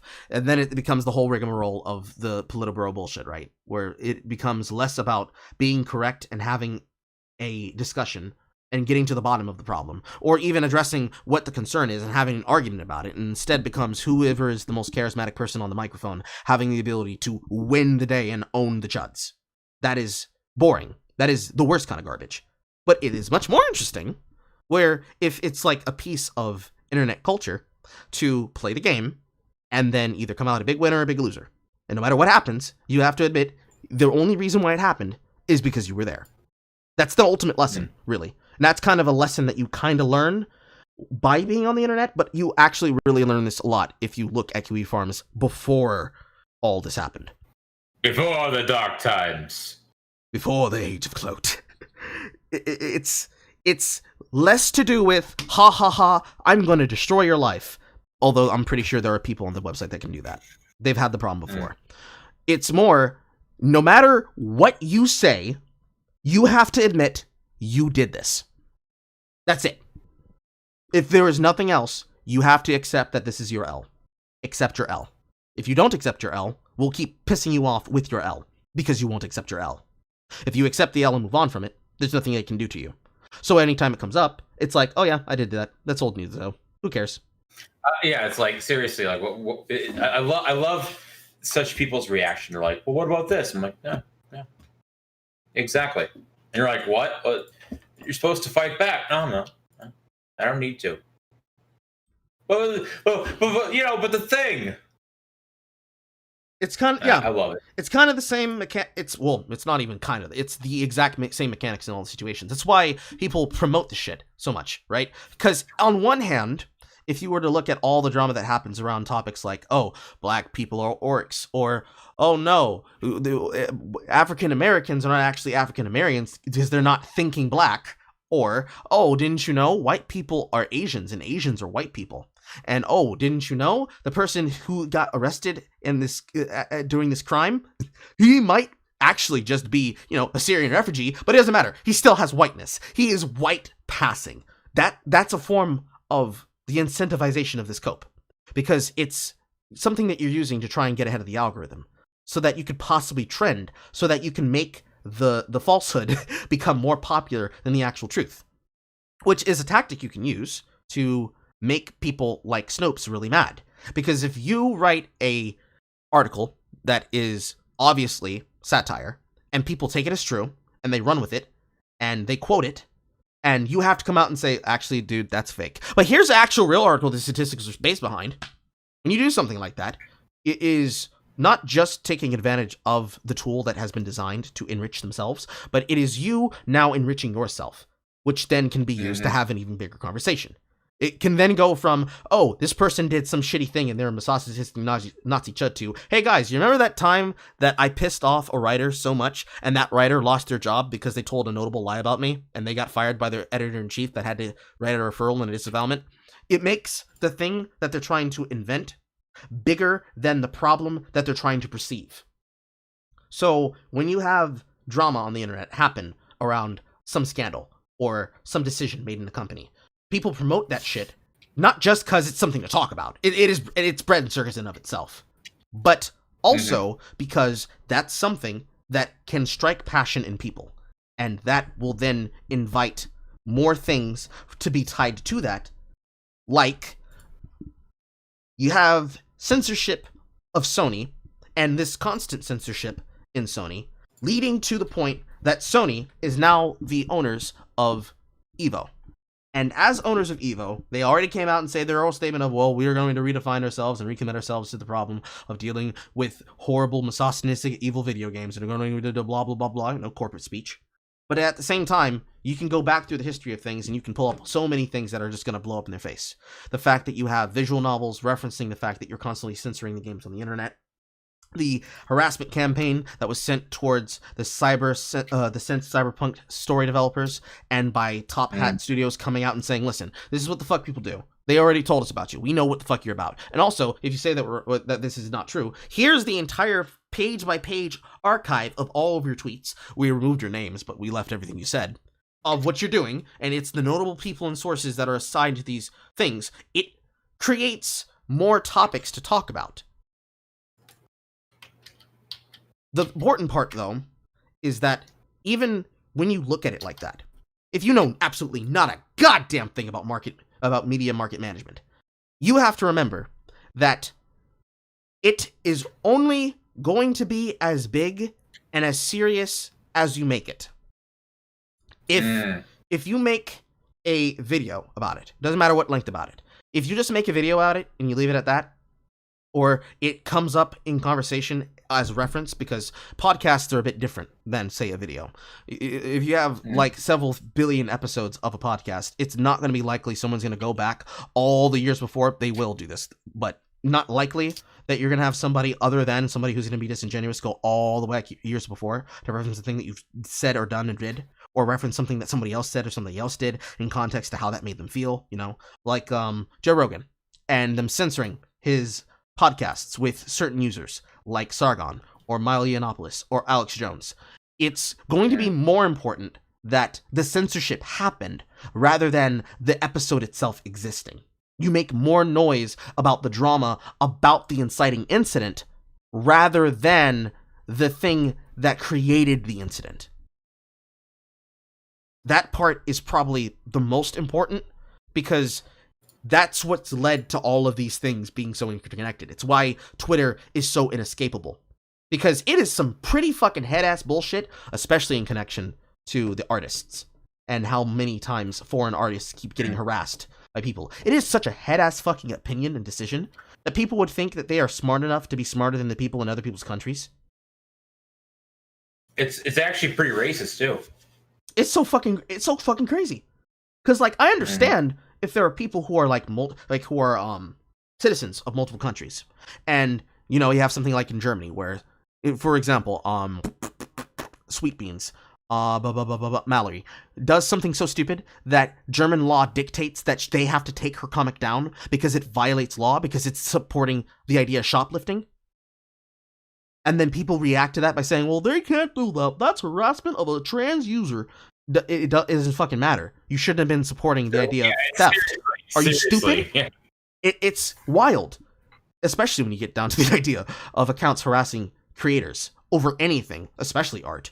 Where it's like, why do you think that you have the end-all, be-all, say-all position of shit? Granted, it's annoying when Americans do this in general, especially for politics, because it's like, our world politics is a goddamn joke. People can make plenty of videos making fun of it. It's so dumb, and we know it's dumb too. But why would you put yourself in that position where you feel that you have to defend it because we American, we bad? Because like I know that the meme is that we talk shit about ourselves, but as soon as people talk shit about America or talk shit about their country, they're playing the fucking national anthem, probably on bagpipes. But it really is shocking the level and depth people will go to do shit like this, and how it's almost always some user that is from an American-based territory that is talking head-ass about shit that they do not know. It doesn't matter if it's politics, especially when it's politics, but it doesn't matter if it's video games, it doesn't matter if it's comics, it's always some head-ass bullshit, and then when they get called out for it, it's, I don't care, I don't care, I don't care. It is baffling how often this happens. You'd think that there would be so many more posting L accounts about this, and there'd be more schadenfreude about this.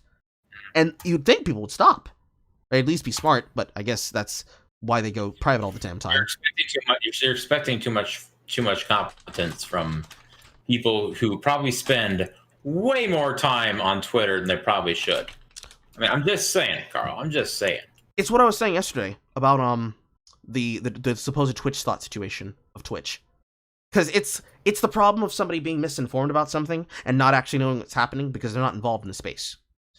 For Twitch, it's like what I was saying before, last stream. At some point, you yourself have to come out and say, okay, fucking enough. Stop it. Because that's what happened with Twitch. If they're fucking women promotional bullshit. They had to walk it back because they got shat on by the very group that they were supposed to be pandering and supporting. I am expecting and hoping that at some point you'll reach that same kind of action and reaction when it comes to people doing this, where not just Americans, not just people who are not crazy like this, but even the crazies themselves will be like, shut the fuck up, you're giving us a bad name, shut the fuck up, go away, shut the fuck up, you know? That. I'm hoping that will happen more. It happens sometimes, but it doesn't happen often enough. And it should be more than just us doing it, because it won't matter if we say it, but it'll matter if they say it. Because it's true. It's this thing that they do. I don't know what to call it. I'll have to invent. I'll have to invent a term. But it's this. Well, it's technically you would just say it's poisoning the well. But it's this thing that they do where it's like all information cannot exist except for what we reference. So if there's some YouTuber that makes something, or there's some podcaster that makes something, or there's some streamer that makes something that is talking about a thing that they like, you have to have something like Reset Era to exist to try and create a narrative around it so that you can astroturf it, and there can only be discussion about that thing from that perspective. But then somewhere else, if it just so happens to be that the person involved with it did a thing that that group didn't like, they disassociate themselves from it. Or they do the thing where it's like, okay, we don't respect the fact that this happened, and we understand the importance of this event, but we have to understand that the person that did this thing did a shitty fucking thing. You know? That half in, half out disavow bullshit that they'll say. Where it's like, listen, or even better case, when Matt Myers did this to PewDiePie concerning when they were robbed. Like, listen, it's not okay to steal, but a person I don't like is suffering, so cope and see. It's that shit. You need to have that, but in the opposite way. Where you can talk about the thing that happens, but everybody starts marking the person. Right? I think a good case example would be how the left wing kind of just threw somebody like Lily Orchard under the bus for her writing prompt. Like, the thread is mockable, yes. But at the same time, they did a lot of agreeing with her, while at the same time saying, well, listen, that's just obvious. That's just shit. For somebody like me, I could review that, and I could come away with somewhat similar takes or completely wildly different takes, because that's what Jay did. If I see this in one view, and you see this in another view, you're just two different echo chambers talking to each other. And I want the echo chambers to, like, blend. It'd be like taking two different kinds of Overton windows. because the idea of the Overton window is that it's the view of what the public perception would be, right? And the thing that's been done is that people have been trying to move it more leftward, because as you define an extreme and you ban that extreme, you have redefined what the new extreme is. So if you were to have a scale from 1 to 10, and you said everybody who agrees with the point of scale 10 is racist, misogynistic, bigoted, homophobic, blah, blah, blah, blah, we have to censor it. You censor the 10th percentile of the scale. Now it's 1 through 9, but 9 is now considered the new extreme. And then you keep doing it, and you keep doing it, and you keep doing it, and eventually you only have like 3 paradigms there, which is technically how things get viewed of anyways, where it's the left, the right, and the center. But to say the left and the right and the center politically is a very big nebulous net of different opinions, terms, communications, concepts, and philosophies. There's no way that you can isolate and numb that shit down. So eventually you end up with these 2 different echo chambers that respond in 2 different ways. So instead of it being one graph where it's from 1 to 10, or preferably if you want to go with the political spectrum model, it's the model of the left and then the right and then the political dead center. Instead, you have 3 of these things, right? You have the view from the normies, you have the view from people who would consider themselves right-leaning, whatever you choose to define that as, and people who would consider themselves left-leaning, and what they define themselves as. And when you look at it, it's like you have the scale matched up from the 5th percentile on both sides, listed at where the center of 1 through 10 is like, right? So to visually conceive that, it's like what would be considered a really radical opinion and view for a normie, which is like, hey guys, do you like pineapple on pizza? That's like the middle scale for both sides. And so you end up with this clashing of echo chambers, where you can have something that comes from, well, shit posters on Twitter, arguing against a narrative that's being propounded by, say, games journalism media on a website like Reset Era, where you know that they're going to have a specific view that is not featured on focusing about video games, and instead focusing about social issues that they want to promote through using video games as a narrative and engine to produce it. What I want to happen, what I would like to see happen, is people essentially bridge that gap, where you have the people who claim that they're on one side or the other come in the middle and say, listen, that shit right there, we can have opinions about it, but can we take a second to just laugh this motherfucker? I want them to do that. The only way that happens is that people become aware of shit, but at the same time, it's kind of like asking for a bit too much. It's like a wish list of shit posting. Because in order for that to happen, you kind of have to normalize normies into knowing about social issues like this. If you want to call things like people being upset about, video game titties a social issue. It's kind of a self-defeating prophecy, or a self-confirming prophecy, but at the same time, it has to happen at some point, because eventually everybody will have the internet, right? So you have some boomer in like 5 years from now go on the internet and they learn about some shit that they were told. Like they read one of the hit piece articles that says that Gamergate is a race bed of harassment, and then there's an whatever fucking document. I think they have 2 documentaries coming out, don't they? Was it 1 or 2? I don't even know. I'm half here right now. I'm sorry. That's right. Like, there's some documentary that says, oh no, this was very definitely, committedly a harassment campaign. Kind of like Finding Neverland was for Michael Jackson, right? Like, how many people actually know about the court case, who know about the details of the court case, who actually talked to the people close in the life, people who may have even seen Razorfish's video about it, and then the people who just listen and believe what they were told on Leaving Neverland. It's like that. Preferably, I would like it that there is no consequence, except for the extreme consequences that should be applied, for people to talk about shit. And that there was an actual way for people to reach that consensus, which I think the closest form of what I'm trying to describe is basically how Twitter operates, where somebody does some head-ass shit and everybody clowns you. Because if you have people able to actually laugh at problems and deal with problems the normal way that they usually would, like some drama happens, and rather than people trying to, do the fucking lawsuits content trolling, taking them to court, throwing money away on some bullshit that doesn't really matter. If it could be simply solved by people airing their grievance on Twitter and people start laughing at dumb shit and it just ended there, that would be so much healthier. Not just in like a normal socialization sense, but like in the overall and ever-growing globalization sense. Where what this user has done with this thread to try and inform Japanese users of how things operate, of the mechanics of how they're being harassed work, I would like to see more of that happen. So even if we're all speaking different languages, we all understand like the language of shit talk, basically. Yeah. That would be easy. Like, it would be possible. You could actually have conversations. Because people are afraid to have conversations. They're afraid to actually go on to someone's podcast and talk.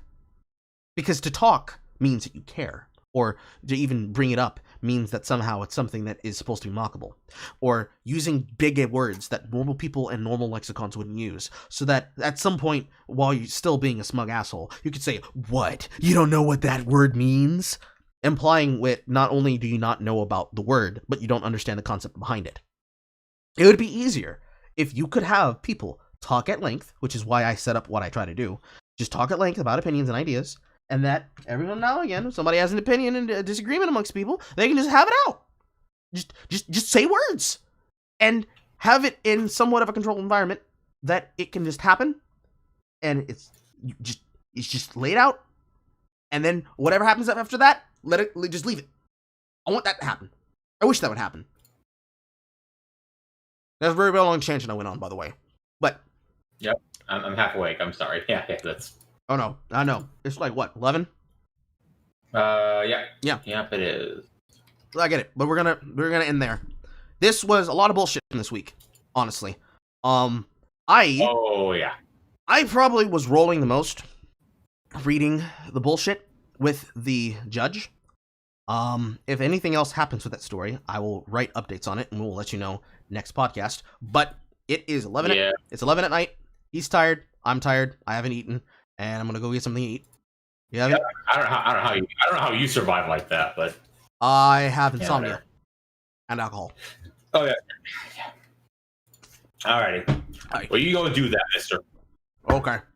Say goodbye, Charza. Goodbye, Charza. Good night, everybody.